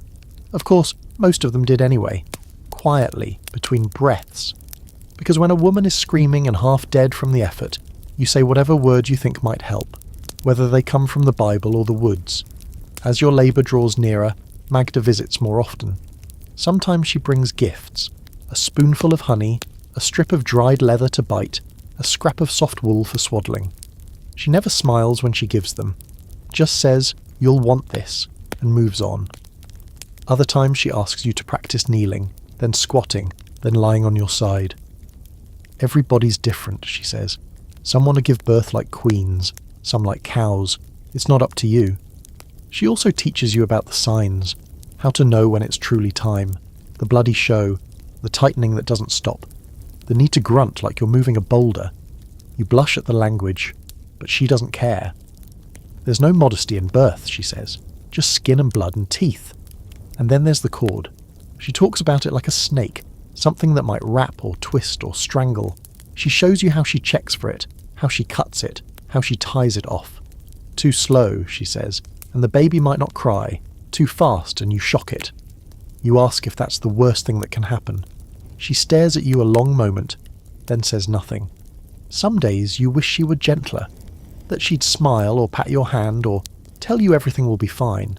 But then you remember, her honesty is a gift. Maybe not the one you wanted, but the one that might save your life. The truth is, not all midwives are good. You've heard the horror stories. The woman who used rusty shears, the one who disappeared mid-birth drunk on elderberry wine. But Magda? She may be rough. She may smell like smoke and sleep with one eye open. But she's seen death and faced it down. That counts for something. That means something. On her way out one day, she turns back and says, "Choose a name, girl. For you, not just the child. If you go too quiet, I'll need to call you back." She says it like it's an afterthought. But you write one down anyway, just in case. You're leaning against the doorframe, trying to breathe through another strange twisting sensation in your belly. Tight, then loose again, like a fist squeezing your insides, when you hear the raised voices. Two women, arguing at the well. You wouldn't usually listen, but one of them says your name. Not loudly, not kindly. And just like that, your stomach goes from tight to cold. You stay out of sight, peering through the shutter slats. One of them, a thin woman with a hawkish nose and too much time on her hands, is saying she saw you muttering to the fire last night. The other, older, is nodding. You weren't muttering. You were talking to your baby. You do it when you're alone now, especially when it kicks hard and you need to soothe it. Or yourself. But that's not what they think. They think you are casting something, and you know how fast a whisper like that can spread. It's happening again. That uneasy shift from expectant mother to suspicious figure. A pregnant woman isn't always innocent in this world. If you know too much, if you pray too softly, if you hang the wrong herbs or say the wrong phrase, you slide too easily into something more dangerous. The line between mother and witch is thin, especially when people are bored or frightened. Or jealous. You try to brush it off, but the next day, a girl from 2 houses over avoids your gaze. A loaf of bread left at your door is mysteriously missing its centre, and when you try to hand a child a carved toy, you made it during one of your quieter afternoons. The child's mother snatches her away like you'd offered a knife. You're not imagining it. You've seen this before. A year ago, another woman, Gertha, lost her child in the middle of the night. It was her third, and no one had much sympathy. They said maybe it wasn't meant to be. Then someone said she kept too many cats, that her husband had a bad harvest, that she always smelled like iron. You remember watching her be dragged from her cottage, the look in her eyes somewhere between defiance and disbelief. No one's tried that with you, not yet. But your belly is big now. You walk differently. You don't go to mass as often. You physically can't some days. But that absence becomes fuel for talk. She thinks she's above prayer, one man says. You hear him through the wall while he talks to your husband. Your husband doesn't defend you. He just shrugs. Here's the uncomfortable truth. Women in the Dark Ages were always a little suspect. If you were quiet, you were plotting. If you were loud, you were hysterical. If your birth was too easy, they said you used a charm. If it was too hard, they said God was punishing you. And if the baby came out strange, too small, too silent, too soon, it didn't matter how much you'd prayed. The whispers would start anyway. Agnes tells you not to worry. They talk because they have nothing else to do. They'll stop when the baby comes and you feed them all soup. But even she is quieter now when she visits. She doesn't bring herbs in the open anymore. She wraps them tightly in cloth and slides them into your hand like contraband. There's a fringe belief going around that certain women can choose their child's spirit before birth, that they make bargains with old gods or forest shadows, that the birthmarks on a baby's skin are sigils. That extra hair or extra silence means the baby's not just human. It sounds ridiculous until you realise how many people believe it, until you catch them watching you like you're something other, until you hear someone mutter that maybe your labour will bring a storm, maybe the baby won't cry, maybe you should be watched closely just in case. You want to laugh, or scream, or both. Magda catches wind of it and stomps into your house one afternoon, all fire and fury. If I hear one more village idiot say you're a witch, I'll strip down, smear myself in soot, and chase them through the streets with a hot poker. You don't doubt it. She paces your room like a wolf protecting its den. They want someone to blame, she says. If your baby's healthy, you've used magic. If it dies, you've invited the devil. Either way, they get their story. You ask her what to do. She looks at you for a long time before answering. Birth the child. Feed it. Keep it close. Let them watch. They'll forget once the next scandal rolls through. Quirky fact. In some areas, midwives were sometimes accused of witchcraft simply for doing their jobs too well. A baby born with no complications. Suspicious. A woman who lived through a breech birth. Must be unnatural. Some midwives kept knives hidden in their skirts, not for delivering babies, but for defending themselves when the churchmen came asking questions. Even your dreams turn on you now. You dream of being tied to a tree while your belly glows like a lantern. People gather around, whispering, pointing, praying. You try to speak, but all that comes out is water. You wake drenched in sweat, hands gripping your belly like you're afraid someone's going to take it. You stop walking to the well. You send your younger cousin instead. You stay inside more, windows half shuttered. You don't want to look scared. But you are. Not just of childbirth anymore, but of them. Because in this world, women don't have to do anything wrong to be punished. They just have to exist in the wrong way. Too proud, too strange, too quiet, too knowing. You aren't any of those things. Or maybe you are. You don't even know anymore. You hold your belly one night and whisper, "Stay in there a little longer, just until they forget me." You don't think the baby hears you, because that next morning you feel something shift. It starts just before dawn, that peculiar sense of something changing. Not pain, not yet, but an undeniable tightness that coils around your lower belly like a cord being drawn. You sit up, then lie back down, then sit again, each position feeling wrong in a new way. There's a warmth spreading through your pelvis, not soothing but heavy, as if your bones have decided to start shifting in protest. You whisper to the baby, one hand across your bump, and for the first time in days there's no flutter. Just stillness. Waiting. By the time the village rooster announces another dull morning, you already know. You don't need a midwife or a wise woman or a priest to tell you. It's begun. There's no ceremony, no sacred bell, no calm instructions whispered in a hushed room, like the stories told in noble houses. You vomit twice before the sun rises fully, grip the edge of your bedpost and feel the first true contraction ripple through you like a thunderclap under your skin. It isn't sharp, it's deep. A force more than a sensation. A reminder that your body is no longer your own, not even a little. You've spent your whole life in a world that treats women's pain as a given. Bruised feet from hauling water, expected. Sliced fingers from chopping roots, normal. Torn muscles from too much firewood, stop whining. But this pain, this is different. This is ancient. This is the kind that silence can't hold. Your mother, who's been watching you like a hawk for days now, notices the way you grip your belly and doesn't ask questions. She simply nods and disappears from the room. Within minutes, someone's running down the lane to fetch Magda. And suddenly your house, the one that's been so quiet these past weeks, is full of noise. Footsteps, whispers, the sound of water sloshing into iron pots, a window being opened then slammed shut again, the smell of herbs and ash and sweat. Someone lays hands on your back, another sets out cloths, and someone, you don't even know who, scatters salt across the threshold while muttering a prayer that you can't quite catch.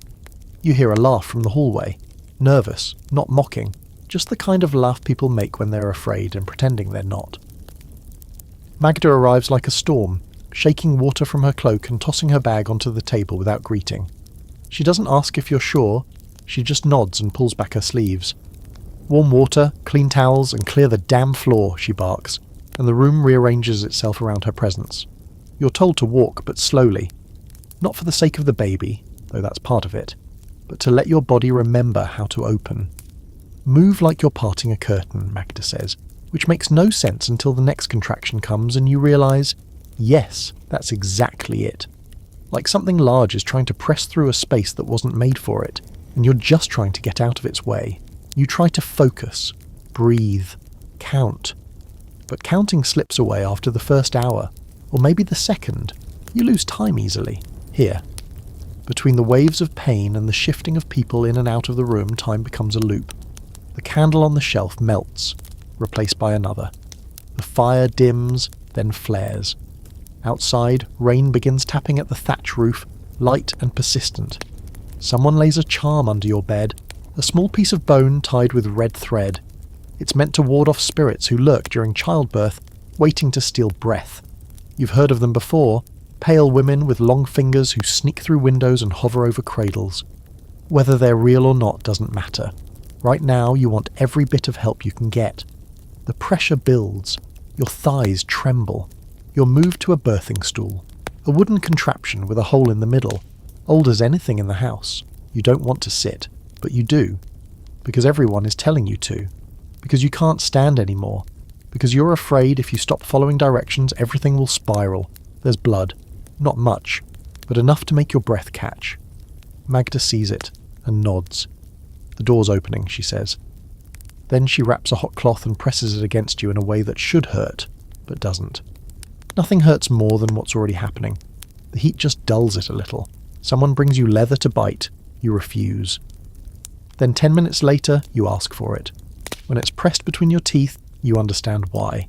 It's better to scream into something than into the void. Your moans aren't elegant. They sound like war cries, or curses, or prayers. Maybe all three. Here's a strange little medieval fact. Some believed that laying an iron key beneath the birth stool could unlock the womb and speed up labour. There's one now under your seat. You didn't even see it placed there, but part of you hopes it helps. Magda touches your belly and says the baby's coming slow. Not stuck, not dangerous, just slow. The head's stubborn, she mutters. Takes after someone. You want to laugh, but the contraction hits before you can. Now, the walls start to warp. Not literally, but in your mind. The edges of the room blur. The voices become distant. Your body becomes the only sound, the only sensation. You are not a person anymore. You are an event, a passage, a gate. No one teaches you how to push. Not really. Your body decides. It bears down. You feel your bones flex. Your pelvis, that ancient hinge, begins to shift. Magda urges you on, voice low and firm. Good. Again. Let it come. Don't fight. There's a tearing sensation, but not sharp. Just deep. Like fabric stretched too tight. And then, one breath, one push, one howl so loud it scares the chickens out back. Something slips downward. Not out, not yet, but almost. The baby is coming, and there's no turning back now. The room changes, not literally. The same cracked walls, the same low fire crackling in the hearth, but in feel, in tension, in heat. The air thickens, breaths shorten. Everything sharpens around you until even the smallest things are too loud. The drip of water from a ladle, the creak of the birthing stool beneath you, the rustle of someone adjusting the linens behind your back. It's as if the world itself is holding its breath, waiting to see if you'll make it through the next hour with your body and your soul intact. Magda crouches between your knees, hands poised like a hunter's, calm but alert. Her voice stays level, steady as a drumbeat. This is the part where it feels like you'll break in two, she says. You won't, unless you do, but even then, you keep going. Her smile isn't cruel, it's just honest. She's not here to comfort you. She's here to keep you alive. Someone scatters salt on the floor around your stool. It's not for cleanliness, it's for protection. Salt keeps evil at bay, they say. Keeps spirits from circling your feet while your soul's too distracted to notice. You don't question it. You're too deep now to doubt anything. A woman behind you, Ellen maybe, holds a leather strap to your mouth. Bite, she says. Don't scream too loud. It invites death. You don't ask her to explain. You take the leather between your teeth and clamp down as the next contraction hits. It's not like the ones before. This one rips through you like lightning through wood. It makes your spine arch, makes the world narrow to a single blinding point. You cry out, a guttural sound from deep in your gut. There's no control left, no dignity. You don't care. Magda's voice cuts through the haze. It's coming. The head's there. You want to meet it? Push. You shake your head, then nod, then shake again. No part of your body knows what it wants anymore. There's a shift, and then, God help you, There's burning, not heat. A stretch so sharp it sears. You scream, and someone throws cold water on your face, maybe to keep you from fainting. You gasp and bear down again. People talk about the ring of fire. They weren't kidding. It's not a ring. It's a crown of flame and knives. You swear you feel your skin tear, though no one says anything. Maybe they're sparing you. Maybe you're imagining it. Then, suddenly sickeningly, pressure gives way to absence. A weight slips free. There's a strange wet sound, like meat hitting the ground. And then a silence so sharp you think you've gone deaf.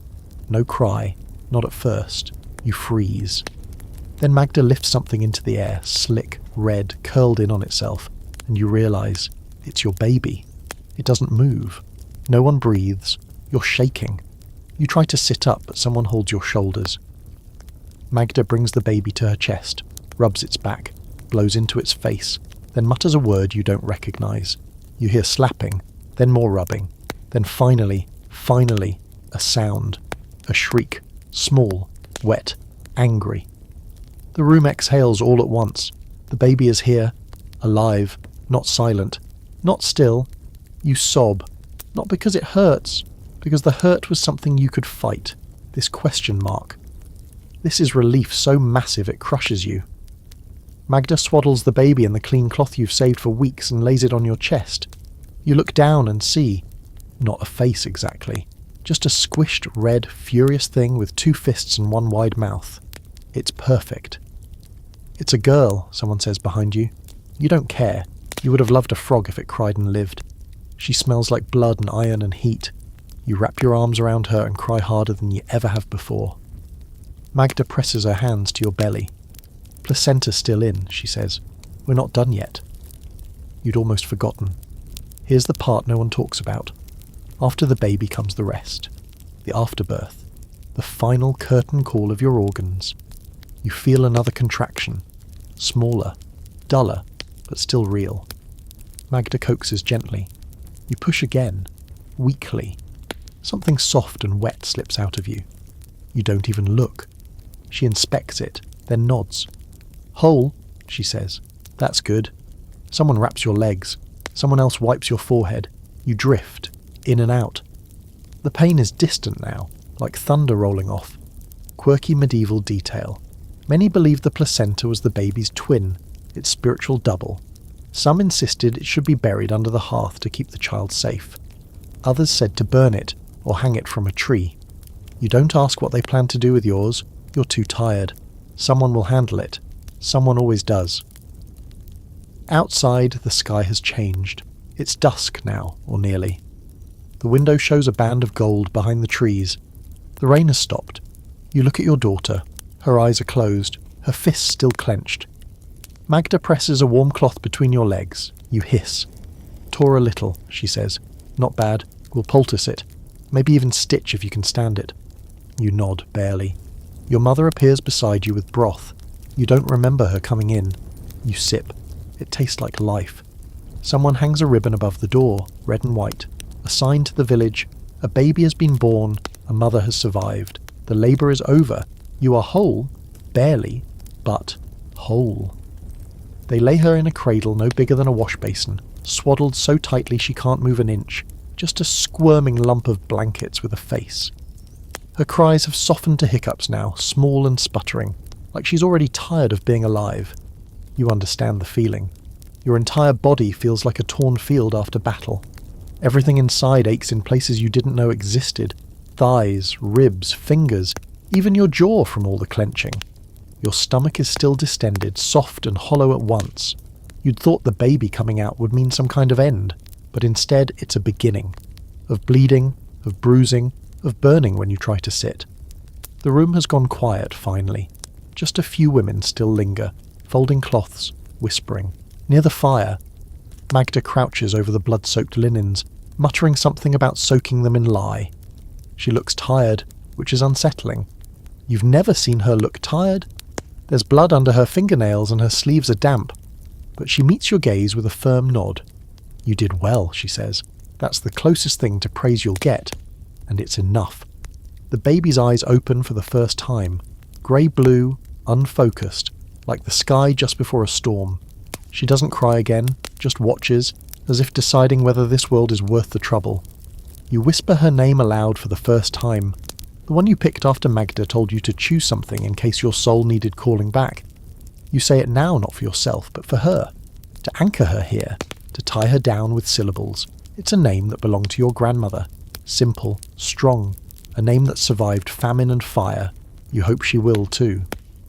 But then comes the part no one ever describes in detail. The aftermath. The bleeding. It doesn't stop. Not right away. There's a gush when you stand, more when you sit, and you feel it with every move, warm and slick and terrifying. You whisper to Magda, voice hoarse, "Is it too much?" She lifts the sheet, checks, presses her hand hard into your belly. You cry out from the pressure. She doesn't stop. "It's more than I like," she says, "but you're not dying, yet." You almost laugh. Almost. She rubs herbs into a poultice and lays it over your pelvis. It stinks, sour and spicy like vinegar left in the sun. But you don't argue. You'd bathe in pig dung if it would make the pain ease. The baby doesn't feed, not yet. She latches for a moment, then wails, then falls asleep. Your breasts are sore already, hot and tender, but they're not full, not yet. Magda says it takes time, that your milk must rise. You picture it bubbling up like water in a spring, though it feels more like it's locked behind stone. Your mother tells you not to worry. Some babies don't suck until the 3rd day. She says this like it's common. You wonder how many babies never made it past day 2. Then someone mentions the word that freezes your blood. Stillbirth.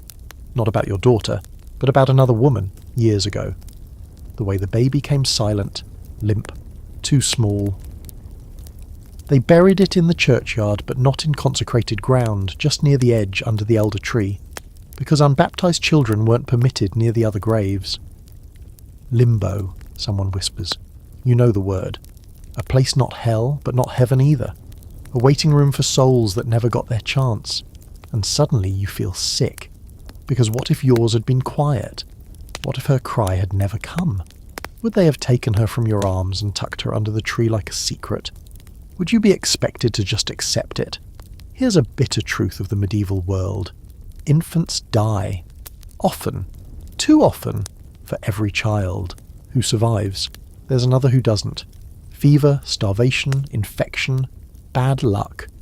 No one says it kindly. They just call it God's will.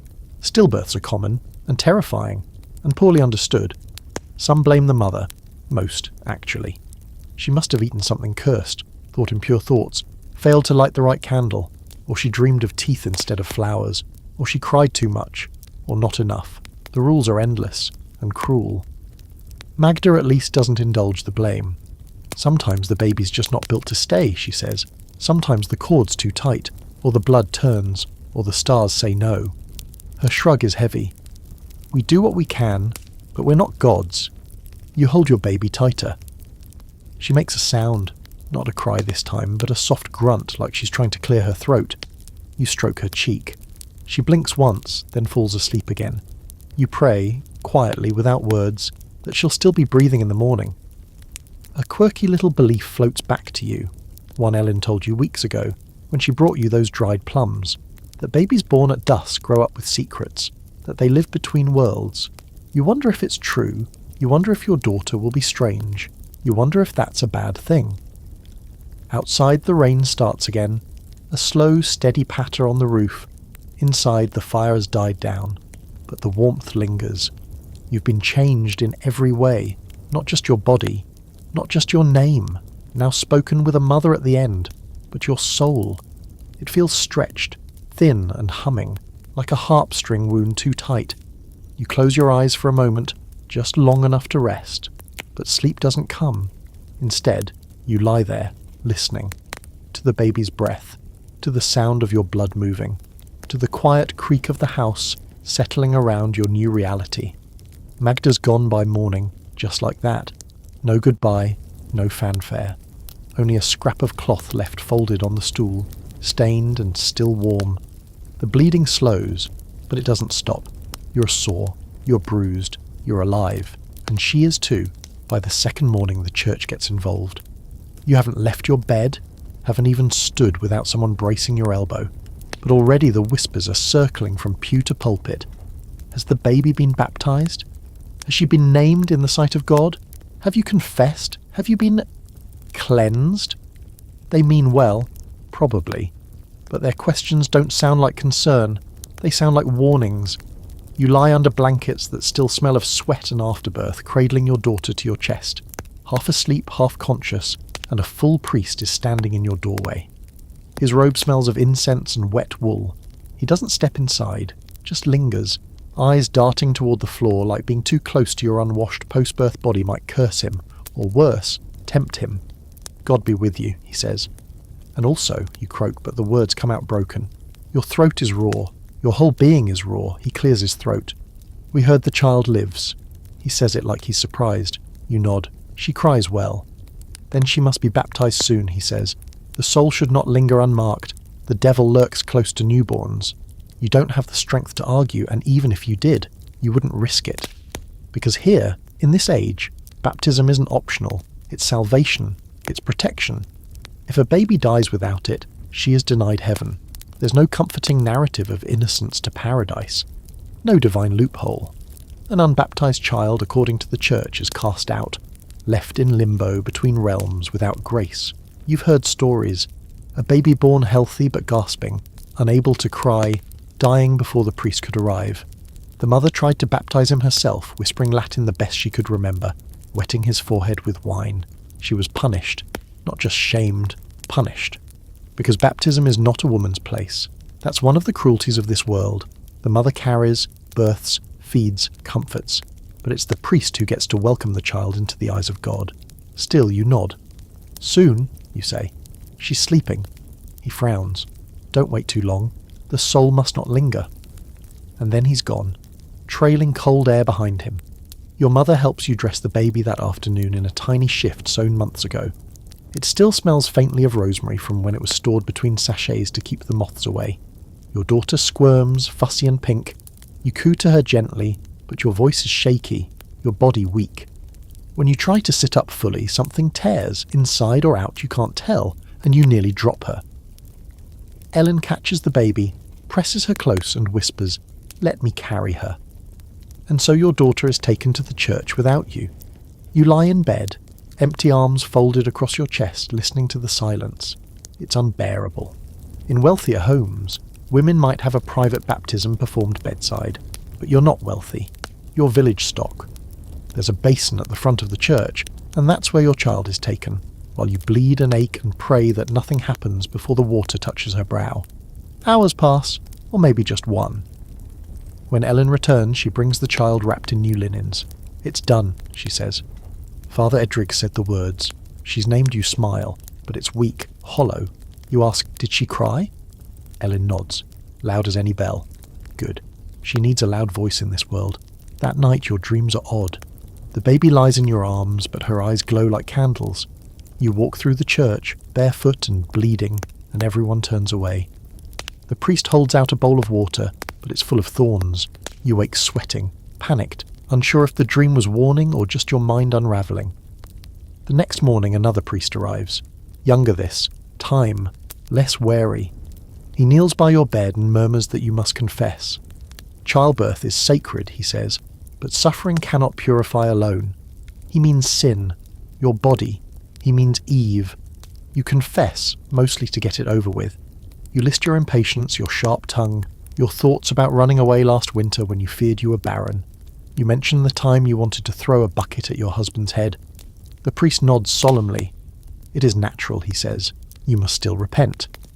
Then comes the second half, purification. Here's where the church steps in, like it always does, to make sure you don't forget what brought you to this bleeding bed in the first place. Original sin. In the church's eyes, childbirth renders you unclean, not just physically, spiritually.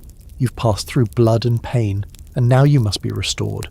Before you can take communion again, before you can enter the church proper, before you can hold your child near the altar. This process is called churching, a 40-day wait, then a ceremony, a prayer of thanks that you survived, and of forgiveness for having birthed at all. Some women refuse it quietly, others welcome it, desperate to be seen as whole again. You don't know how you feel about it yet. You only know that your body is still split, still bleeding. and the idea of walking, let alone kneeling before a priest, feels like being asked to walk on glass. There's a scholarly debate about how deeply women internalized this. Did they truly believe themselves defiled, or did they simply go along with it to maintain peace? Records suggest both. Some saw churching as humiliation, others saw it as survival, another hoop to jump through in a life of endless jumping. Your daughter cries softly beside you. You lift her, wincing at the pain, and rest her against your shoulder. She's small but fierce, strong. She clings like she knows what she almost lost. You whisper to her, not a prayer this time, but a promise. You're not born in sin, you're born in strength. The church can wait. The bleeding slows finally, but not the dizziness. It rises without warning when you stand, when you stretch, even when you sit up too fast. The world tilts sideways like an uneven cartwheel, and you have to grab for something solid. Your body's drained, emptied, a wineskin wrung dry. You knew childbirth would take something from you. You just didn't realise how much it would refuse to give back. Every muscle aches, but it's a quiet ache now, like bruises sinking into the fabric of you. Your abdomen feels like a sack of wet grain. Your joints crack every time you shift. There's a strange tingling in your fingers. You can't tell if it's the blood loss or something deeper, something more permanent. You sit on a bundle of rags that have to be changed constantly. They're soaked through by midday. Your mother hands them to you in silence, her face unreadable. No one tells you just how much blood you'll lose. They warn you about the pain, the effort, but not the aftermath. Not the sheer physical unravelling of yourself. Magda mentioned it once, casually, as if it were the price of admission. You'll feel hollow, she said, and then you'll start to fill again. You're still waiting. The baby sleeps more than you expected, sometimes too long. When she does stir, it's with little flailing fists and a frown that seems much too serious for someone who's only just arrived. Her cheeks are pink now, not red. Her skin no longer shines with that slick, otherworldly film. She's becoming human, earthbound, yours. But she won't feed. You've tried everything. Different positions, different times, a warm compress, a drop of milk rubbed on your nipple to tempt her. Nothing works. She roots a little, mouth open, eyes squinting, then pulls away and wails. You hold her close and cry with her. The women offer advice, all of it conflicting. She's too hot, unwrap her. She's too cold, wrap her tighter. She's hungry, feed her now. She's too full, give her time. Agnes brings a potion of fennel and goat's milk, thick and lukewarm, meant to bring your milk in. She warns you not to take too much. It can make you leak for days, but you're desperate. You drink it all in one go. It tastes like bitter hay. You keep it down, barely. Still, nothing. And then someone mentions the word you've been dreading. Wet nurse. In the village, it's rare. Wet nurses are more common in noble houses, where the mother is too precious to risk her health or deform her breasts. Here, you feed your own child unless you're dead or dying. But sometimes, a neighbour offers, there's another option. My cousin just gave birth, she says. Her milk's come in strong. The babe died 2 nights ago. You blink. Her voice is casual, like she's discussing bread. You ask no questions, just nod. The cousin arrives before nightfall. She's pale, eyes sunken, hair tied back in a tight, angry knot. She doesn't look at you, just takes the baby, unlaces her bodice and offers a breast. Your daughter latches immediately, as if she'd been waiting for this mouth, this scent, this shape. You feel an emotion you can't name. Relief, maybe, but also shame, also grief. You watch the woman hold your baby like she's glass. You watch your daughter suckle from another chest, another heartbeat. You wonder what she lost. You wonder if she sees her dead child in your living one. When the feeding's over, she hands her back without a word. Her fingers are shaking. She leaves without looking back.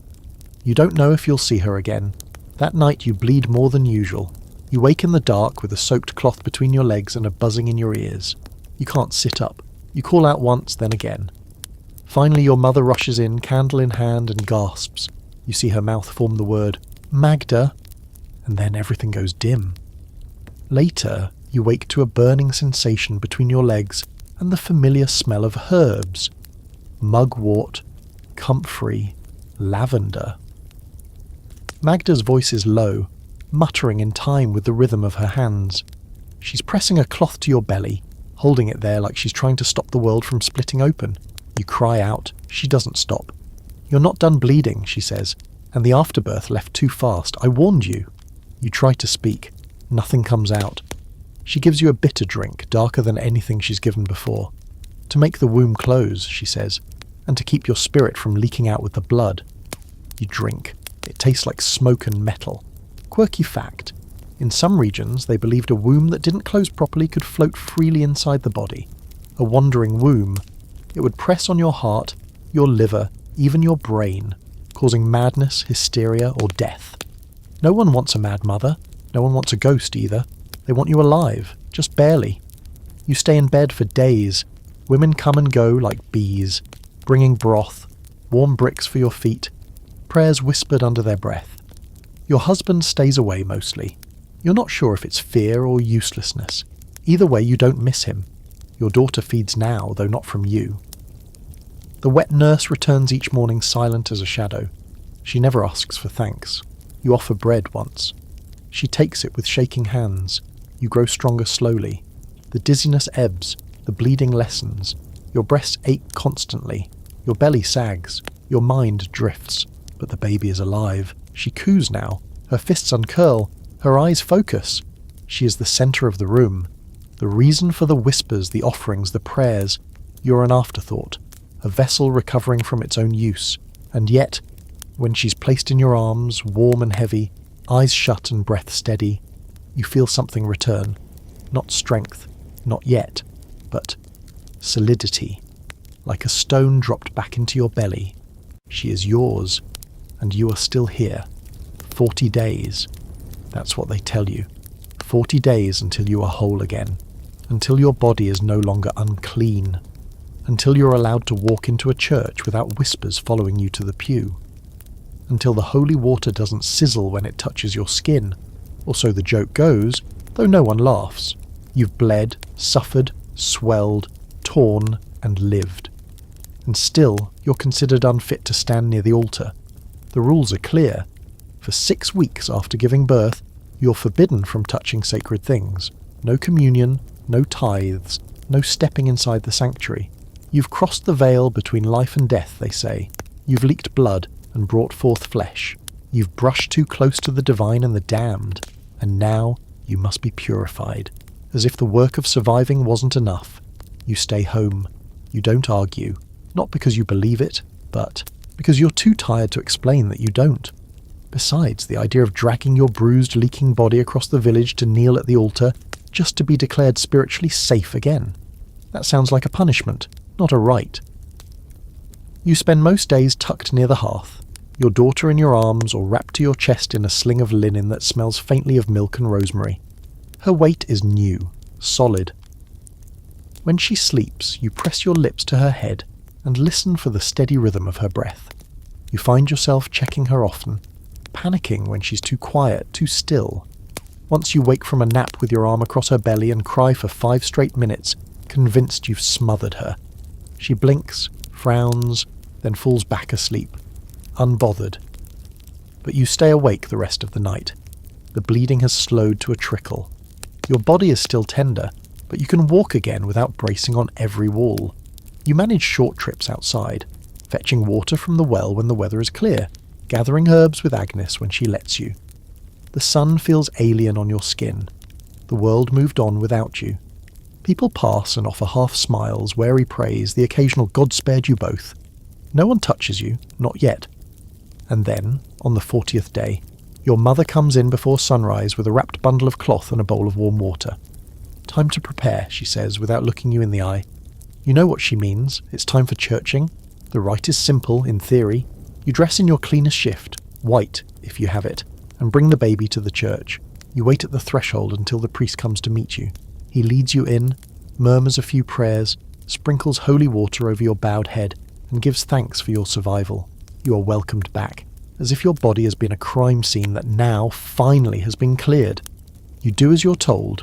You wash, you braid your hair, you lace your bodice tighter than you have in weeks.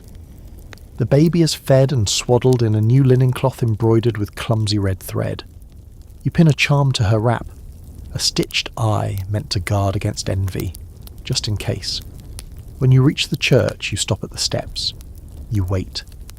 Father Edric appears, dressed in his red vestments, his face unreadable. He doesn't smile, he doesn't scowl, just nods once, then begins. His Latin floats over you in gentle waves, words you don't understand but have heard enough times to recognise the rhythm. There's something almost soothing in it. He prays for your health, for your child's strength, for your sins to be washed away. You flinch at that part, not because you're guilty, but because of what it implies. That bringing life into the world is still, somehow, a thing to be forgiven. He sprinkles holy water across your shoulders, your forehead, the crown of your child's head.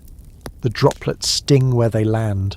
Cold, jarring, real. You resist the urge to wipe them away. Then he leads you inside. For the first time in over a month you step past the wooden doors, past the incense-scented gloom, past the glances of villagers who haven't seen you since you vanished behind birth's curtain. You walk slowly, proudly. You're here, you're back. You kneel, your knees protest, your stitches twinge, the baby stirs, and then it's done. You're allowed again. Back among the living, back among the saved, but something in you doesn't feel quite returned. Quirky fact. In some traditions, churching included a candle lit by the mother, a symbol of light restored. In others, a loaf of bread and a small coin were offered to the priest. You give both. Bread you baked the night before, coin from your husband's pouch. The priest takes them with a nod, not thanks. Outside, the sky is soft with afternoon haze. You walk home slowly, the baby squinting against the light, your body stiff but upright. Neighbours nod, some smile, a few whisper. One woman says, "Now she's clean," and you feel your cheeks burn because you were never dirty to begin with. There's a scholarly debate about the purpose of churching. Was it a form of forced reintegration, a patriarchal leash, or was it something women secretly reclaimed, a moment of acknowledgement in a world that rarely saw them? The answer might be yes to all of it. For you, it was neither punishment nor blessing, just another threshold to cross, another doorway, another thing to survive. At home, you unpin the charm from your daughter's cloth and tuck it into the corner of her cradle. She stares up at you, mouth open in that soft, dreamy way. You smile. You don't need their blessing, you whisper. You have mine. A week after your churching, the baby begins to cry with a new intensity. Not hunger, not wetness. Something deeper, something that cracks the air. Her tiny fists curl, her face turns red, and the scream pierces so sharply it makes your chest ache in places your ribs can't explain. You try everything. Feeding, rocking, humming, walking circles through the cottage until your knees throb. Nothing helps. She cries and cries until her voice raspens and your arms feel numb from holding her. The next morning someone mentions wet nurses again, but this time not as a backup plan. For some, they're the preferred option. You've done your part, one woman tells you, as if breastfeeding were optional, a suggestion more than a necessity. Let someone else take the burden. Save your strength. You need to keep your blood. She says it so casually, like blood is a currency you're meant to hoard. You glance down at your daughter, red-faced and wailing, and wonder if you're failing her. Your milk's come in now, finally, but she still struggles to latch. Your breasts are heavy, sore and leaking constantly, soaking through your dress before noon. You wrap cloth tight around them and press warm rags to ease the swelling, but the pain returns the minute you exhale. The village midwives offer advice again. One tells you to soak your nipples in vinegar, another swears by goose fat. A third insists the milk must be cursed that someone's laid a bad eye on you. She offers a charm made of nettle and charcoal. You hang it, even though you don't believe it. Still, nothing works. Your husband says you should hire someone, as if it's a simple transaction. But you both know you can't afford it. Not long term. Wet nurses don't work for eggs and gossip. They work for bread, meat, wool, and even then you're supposed to give them your child for weeks at a time, to live in their home, to sleep in their bed. The very thought of handing your daughter off to someone else's breast, someone else's lullabies, makes your heart knot. But some women have no choice. The noble women, of course. They don't even consider feeding their own. It's beneath them. Too animal, they say. They pass the baby off to a young nurse with strong arms and reliable milk, and then go back to embroidery and evening prayers. Wet nursing is considered a step above servitude, but not by much. A good one is kept close, praised when the baby grows fat and quiet. A bad one, discarded. Or worse, blamed if the child sickens. Quirky fact, in some households wet nurses were required to follow strict diets. No garlic, no onions, no beans, nothing bitter. Their milk had to be pure, sweet, gentle. They weren't allowed sex, loud music or bad dreams. Yes, bad dreams. Because everything in her affected the baby, according to the law. One dream about wolves, and suddenly your milk could spoil a child's bones. In your village, there are only a few women whose milk has come in and stayed. One, a widow who lost her twins last winter, is rumoured to still lactate. She's strange, quiet, lives at the edge of the wood. People say she talks to trees, but you've seen her cradle a neighbour's newborn like it was her own. She charges nothing, only asks to be treated kindly. You think about it for 3 days. Then one morning, with the baby crying for hours straight and your breast so engorged you're feverish, you walk to her door. She lets you in without a word. Her house smells like rosemary and ash. She takes the baby, undresses her gently, and holds her close. The baby latches instantly. The suckling is quiet, rhythmic, like breathing. You cry, right there, in the doorway. She doesn't speak, just rocks. Later she hands your daughter back and says, "Come again tomorrow if you like." You do. The feeding becomes a ritual. You bring broth and berries as thanks. She refuses at first, then relents. Your daughter grows calmer, pinker, heavier. Her legs get fat rolls. Her cries lose their sharpness. You feel something like peace settle in your gut. But not everyone approves. Someone stops you at the well and says, "You've handed your soul's tether to a woman who talks to the wind." You ignore her. Another says your baby will smell of the wrong milk, that the essence of a child is shaped by the breast that feeds it. You ignore her too. But at night, when you lie awake, you can't help but wonder, will she remember? Will she know you weren't enough? Scholars still argue about this, about whether medieval women saw wet nursing as betrayal or salvation. For some, it was the only way to keep a child alive. For others, it was a surrender, a quiet admission of failure. You don't know what it is for you, only that when your daughter drinks, her eyes flutter with calm, and when she finishes, she reaches for you. Still. Always.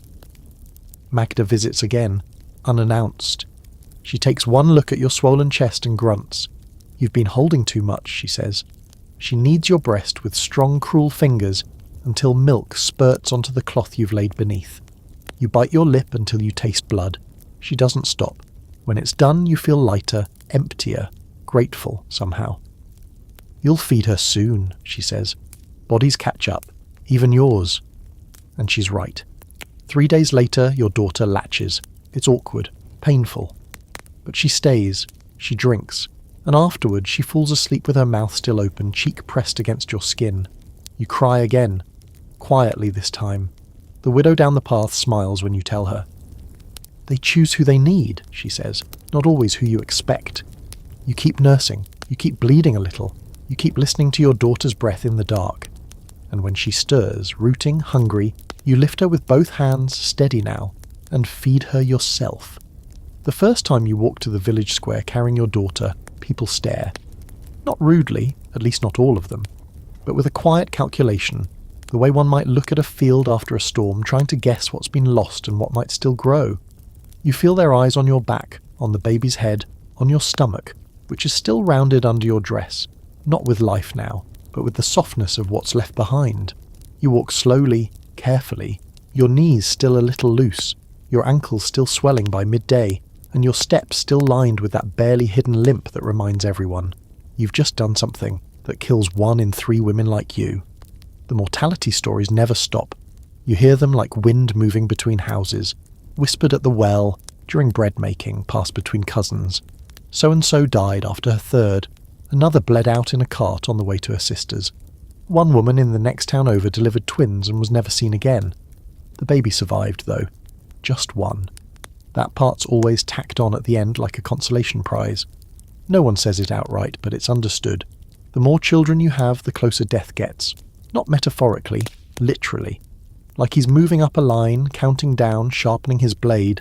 By the 6th, Or 7th pregnancy, most women have seen it happen up close.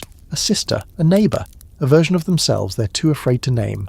Your mother had 5, 3 lived. 1 bled out on a cold morning like this one. She tells you, matter-of-factly, that she saw her own death coming on the 4th. Says she saw a blackbird land on the thatch the night before and it didn't fly away. I told myself I wouldn't scream, she says. That way I wouldn't frighten the baby. But it hurt so much I forgot. Then she stirs the stew and says no more. You try not to think about what number you're on. 1, technically. 1, living. 1, buried. You never named the first. It wasn't custom to. But you think about them still, in the quiet moments. You wonder if your body remembers, if it's keeping score somewhere under your skin. The other mothers talk openly about their tally. My 2nd nearly killed me, one says. The 4th came too fast, I wasn't even ready. My 6th, oh, that was a miracle, breech but quick. They speak of near death like it's a kind of badge, passed between hands with pride and warning. Their voices carry both fear and defiance, like they know they're tempting fate just by surviving. And then there are the women who stop talking, the ones who don't return to the square, the ones whose houses grow quiet, whose windows stay shuttered. They're spoken of only in past tense. She was strong, people say, too young, too thin, too proud, too unlucky. Anything but just like us. You pass one such house on your way home. The shutters are drawn, the thatch a little too neat, like someone cleaned it out of obligation. You know what happened inside. Everyone does. You hold your daughter a little tighter. There's a running belief that the number of births you survive is tied to your worthiness. Not medically, but spiritually. Surviving 5 means you're blessed. Surviving 7 makes you touched by the divine. Dying after your 8th, that's just natural. The body has its limit, Agnes says. The soul doesn't, though. She visits again that evening, takes your pulse, checks the colour in your nails, presses your belly with firm, practised hands. You'll heal, she says. Might be able to try again by winter. You feel your stomach twist. Try again? You're not ready to think about now, let alone another future body inside yours. She leaves behind a wrapped cloth of herbs to help your womb settle.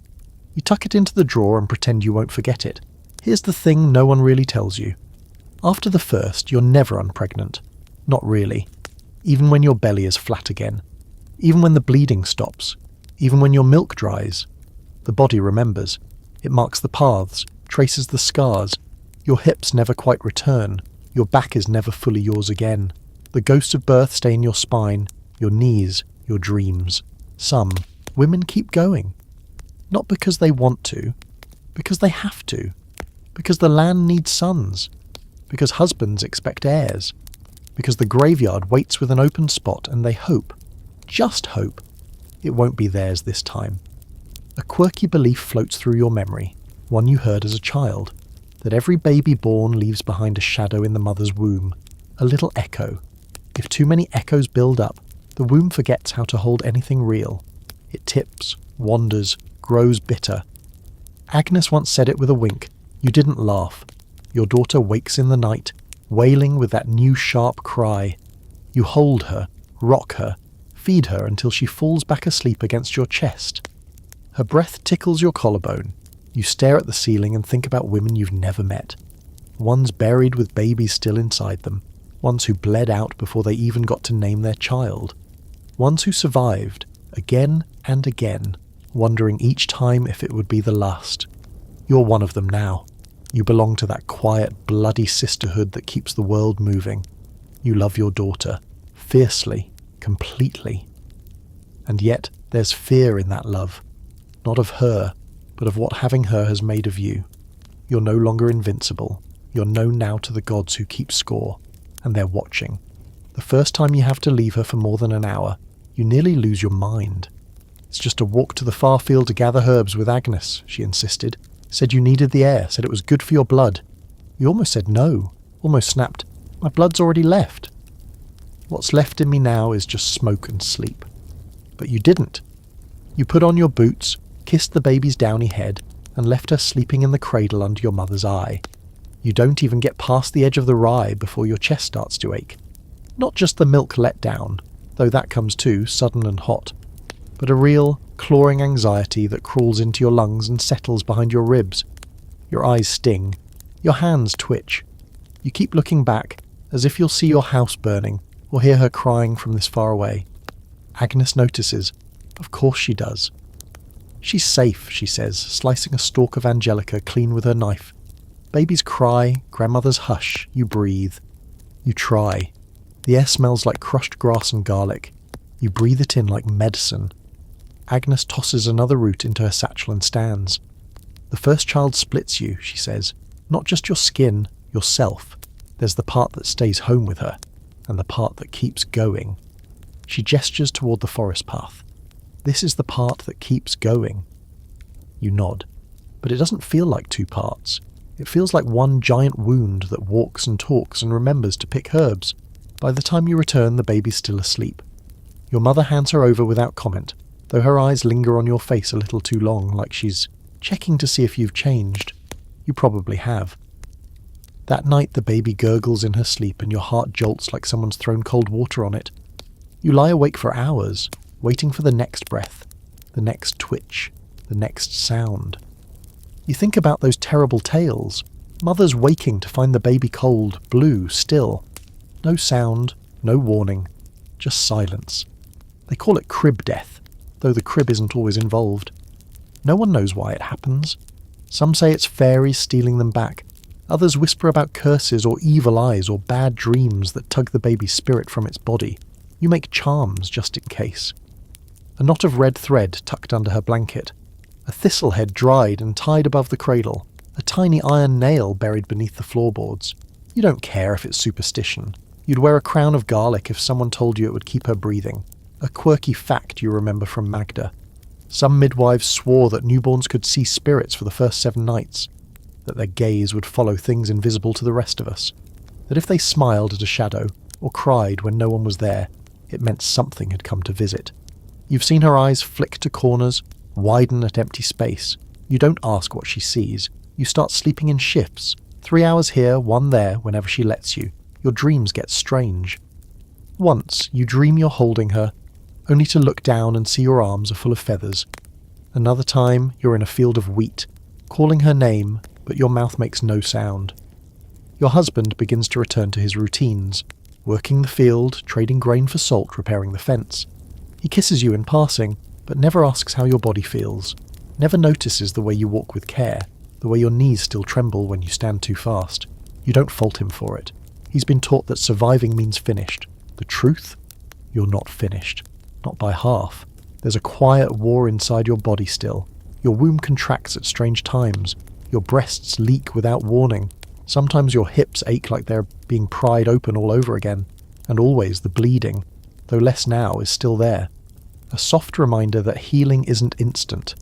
That rebirth costs more than just the blood it takes to get through labour. You begin to notice your daughter's patterns. The way she curls her lip when she's about to sneeze. The tiny snore that rattles in her nose when she's too full to burp. Her cries are no longer alarming. They're codes. You begin to answer them like a soldier who's memorized the battle plan. One night she coughs, just once, and your heart stops. You lift her, check her mouth, her breath, her colour. She's fine. Just startle herself. But you hold her for hours after, your fingers cramping, your neck sore because putting her down suddenly feels like a betrayal. You ask Agnes, when will I stop being afraid? She doesn't answer right away. Then she says, when they're grown and gone. And even then, sometimes never. You think about that. Think about fear as a permanent fixture, a companion walking beside you for the rest of your life. Not sharp, not always, but steady. A candle that never quite goes out. By the end of the month, your daughter smiles for the first time. Not the fluttery gas expressions from before, but a real intentional twist of her mouth, her eyes creased, her whole face lit from the inside. It hits you like thunder. Not just because it's beautiful, but because for a moment you forget everything else. The fear, the pain, the sleepless nights, the bleeding, none of it matters. Just her. Just that crooked little smile, gummy and pure. You laugh for the first time in weeks, and when she laughs back, tiny, gurgling, surprised, you cry too, because you realise something then. something quiet and terrifying. This is only the beginning. The seasons begin to turn, and with them so do you. The aches dull. The bleeding finally stops. Your belly, though still soft and stretched, begins to firm up as you move more each day. The cradle isn't always at your side now.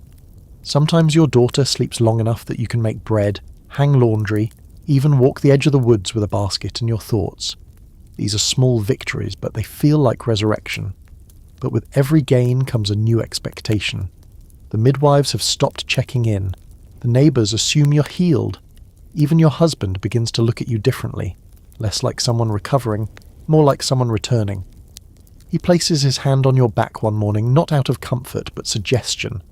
The kind of touch that means, soon, we'll try again. Your stomach clenches. Your body's healed, yes, but not repaired, not ready. Your mind less so. And yet you know how this works. You don't control when the next baby comes. You never did. So you begin tracking yourself, the way women do when they're scared. Not of pregnancy, but of too much pregnancy. You count the days after your bleeding stops. Mark each cramp, each small symptom. Your mother teaches you the herb lore she kept tucked away for such times. Pennyroyal, for keeping the womb closed. Rue, for urging it open if it ever should go wrong. You learn to drink your teas slowly, without flinching, without anyone noticing. You aren't planning, you're surviving. No one says it aloud, but you know many women keep these tools hidden in the folds of their skirts. Not because they don't want more children, but because they want to stay alive long enough to raise the ones they already have. There's no word for that in your village, no morality speech from the pulpit, no law written in the Lord's book, just whispered recipes and nods passed in the shadows. The law turns a blind eye when it suits them. There's a darker story, though, that keeps women from being too bold. You hear it in the bakery of all places. Two older women whispering while shaping dough. A girl from another village who bled out after drinking too much of the wrong root. She'd had 2 babies already. The third died inside her. She couldn't bear a fourth. The midwife who gave her the mixture was whipped. Publicly. The girl? Buried in a shallow grave outside the church fence. No cross. Just a pile of stones. You don't ask if the story is true. You just let it settle into the back of your mind where all the warnings live. Your daughter, meanwhile, begins to laugh in earnest now. Her face lights up when you enter a room. Her hands grab for things with purpose, especially your hair. She's real in a way she wasn't before. Awake. Here. Sometimes when you look at her, your chest swells with such unbearable love it makes you dizzy. Other times when she cries and nothing soothes her, you have to place her gently down and walk outside barefoot into the night air just to breathe. You've never known love and fear could share the same skin like this. Your nights remain fractured. She wakes every few hours, hungry, confused, cold. You feed her while half asleep. Your body now so trained it lets down milk before your brain catches up. The pain is mostly gone. Sometimes there's tenderness, a cracked spot, a knot, but you manage it. You whisper to her in the dark, soft nonsense songs about geese and bread and clouds. She listens. Not because she understands, but because your voice is the first place she ever lived. Your husband says little about your distance. He's not cruel, just practical. He waits, offers you meat at dinner, asks once if you're well enough. You nod, but he doesn't push. Men know better than to force a woman who's still bleeding, even metaphorically. But there's another man in the village who doesn't follow that rule. You hear about it at the well. Again, always the well. A girl, 15, pregnant before her first blood ever came. Not married, not even betrothed. The man was older, already with a wife. The girl never named him outright. But the bruises said enough. She now walks with her eyes low, belly hidden under too many layers. No one will marry her now, they say. She'll be lucky to survive. She won't. You want to scream. But instead you just hold your daughter tighter and wonder how she'll make it through this world, if she even makes it to girlhood. The village women say, she'll marry strong, she'll bear easy. You want to say, or she won't. And that has to be fine too, but you don't. Because strength here is measured by how many children you birth and survive. Love is a luxury. Autonomy is a myth. You may raise her with care, but you can't shield her from a world that sees her as a vessel before it ever sees her as a person.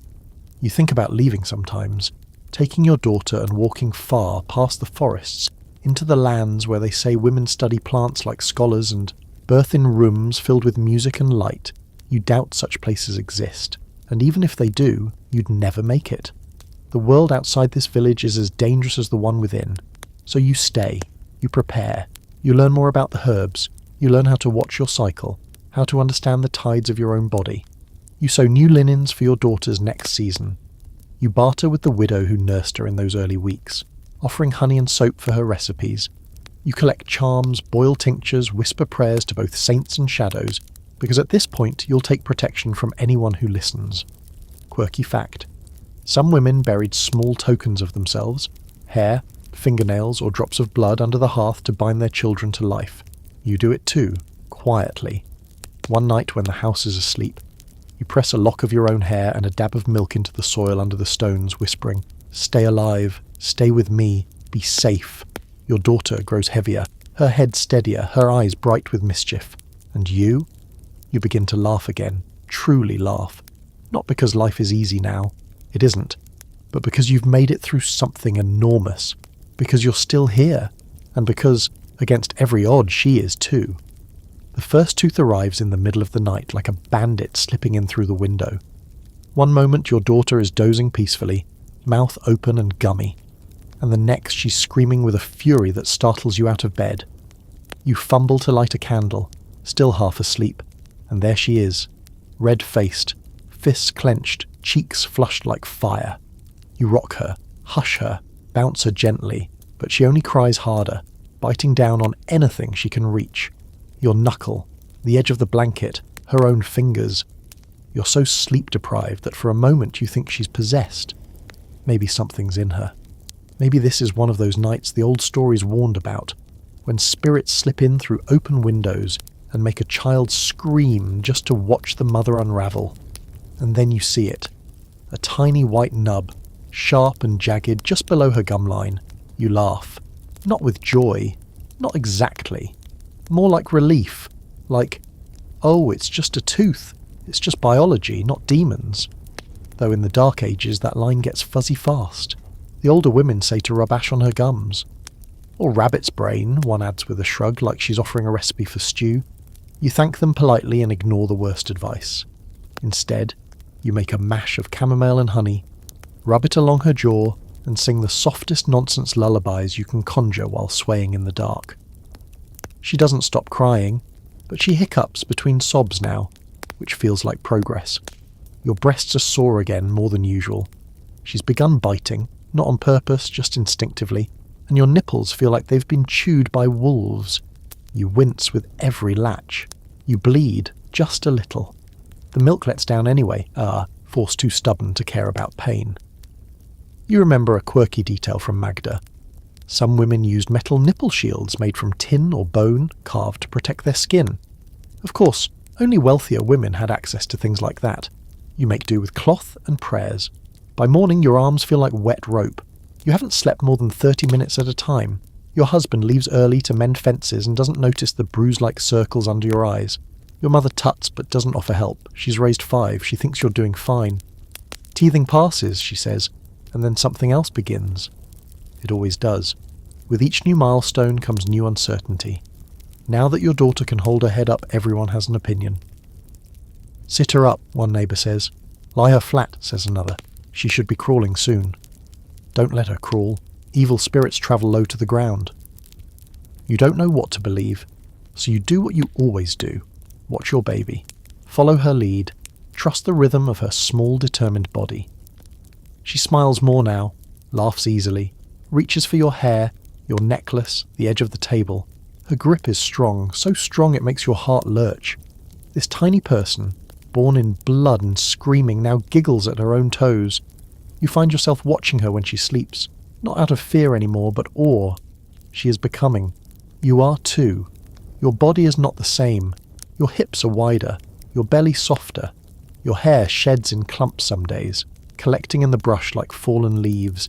You sweat at night and cry more than you admit, but there's strength there now, deep in your legs and arms and back.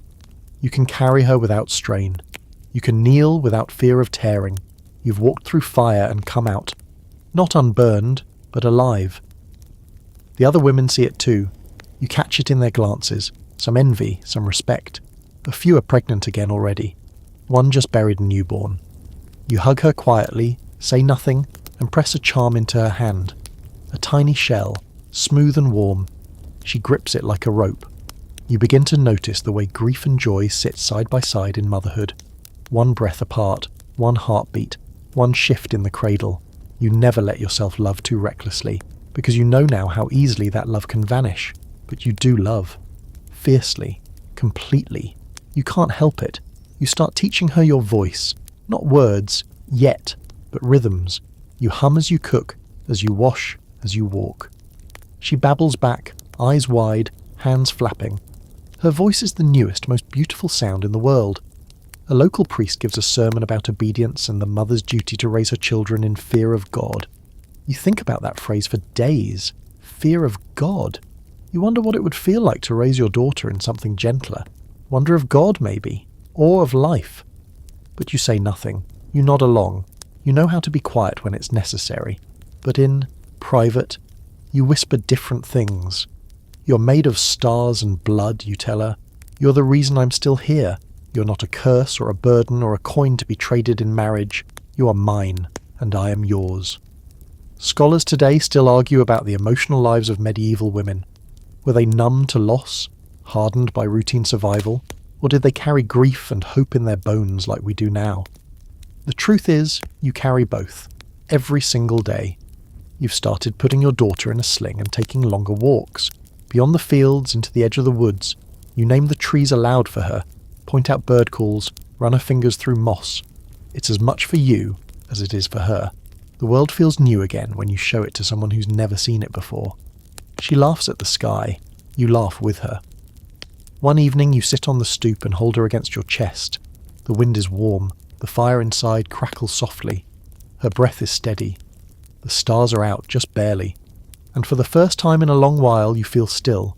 Not waiting, not bracing, just being. And it's enough.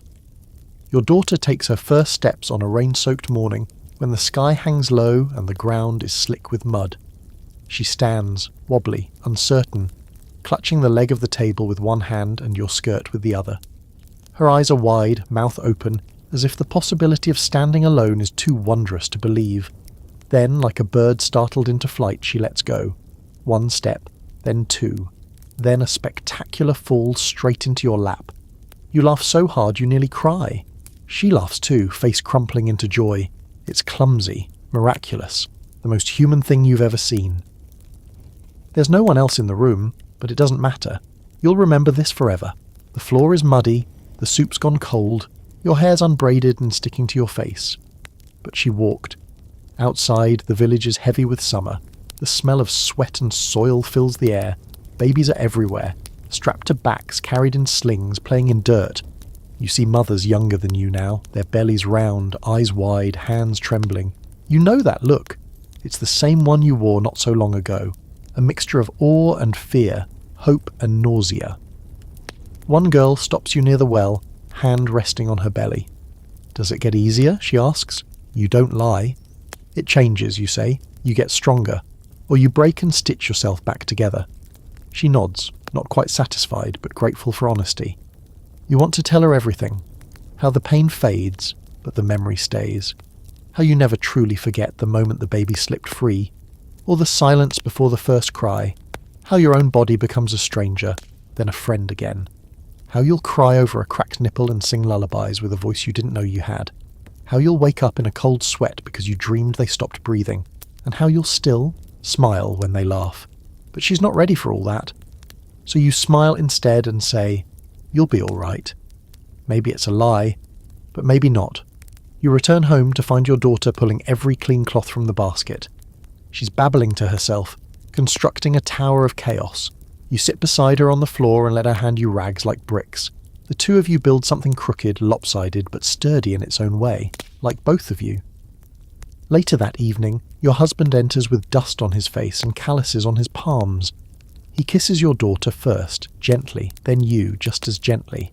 You haven't spoken much in weeks, not about anything real, but the look in his eyes lingers longer than usual. He sees you, you think. The real you. Not the bleeding woman, not the recovering wife. Just you. And maybe that's enough. Your mother joins you for supper. She watches the baby eat with her fists, mashing everything into her mouth like it's the first time food has existed. She laughs. She's bold, she says, like you were. You look at your hands, worn and dry. You don't feel bold. You feel tired, strong, grateful, afraid, hopeful, all tangled together. She's made of more than just me, you say. Your mother nods. But she came through you. That matters. In the quiet after the meal, you sit by the hearth, your daughter asleep on your chest. The world narrows to the rhythm of her breath.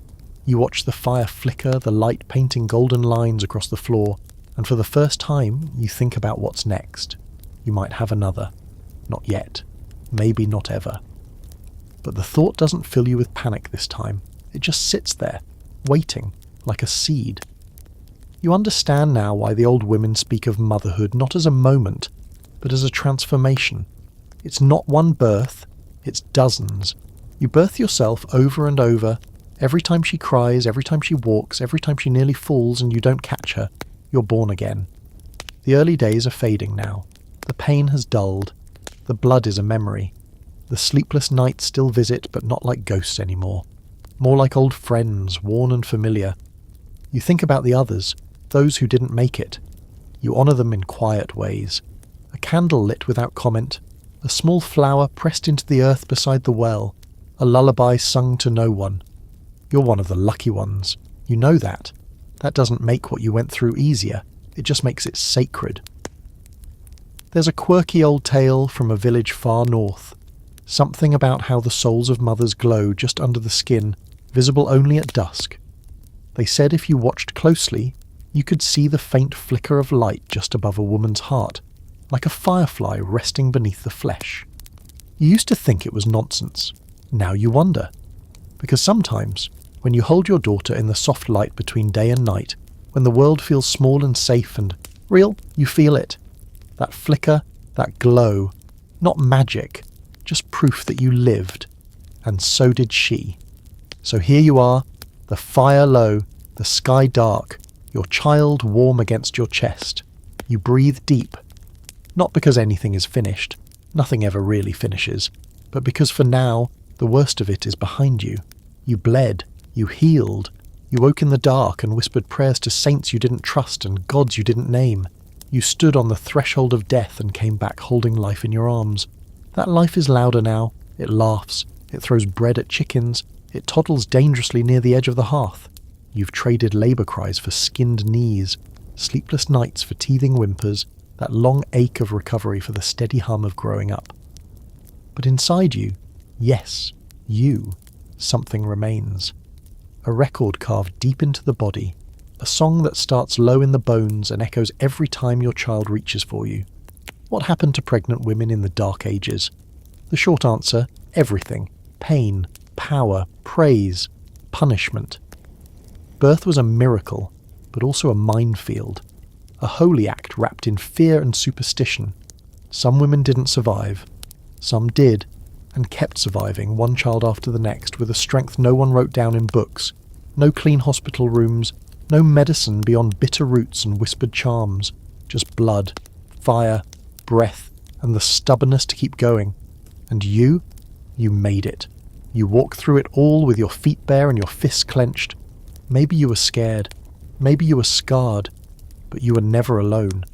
Now your daughter dreams. The village sleeps. The wind hushes the eaves.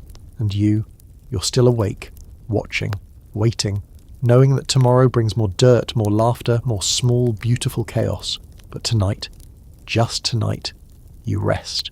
You wrap your arms around the little thing you carried through fire, and you let the quiet hold you both.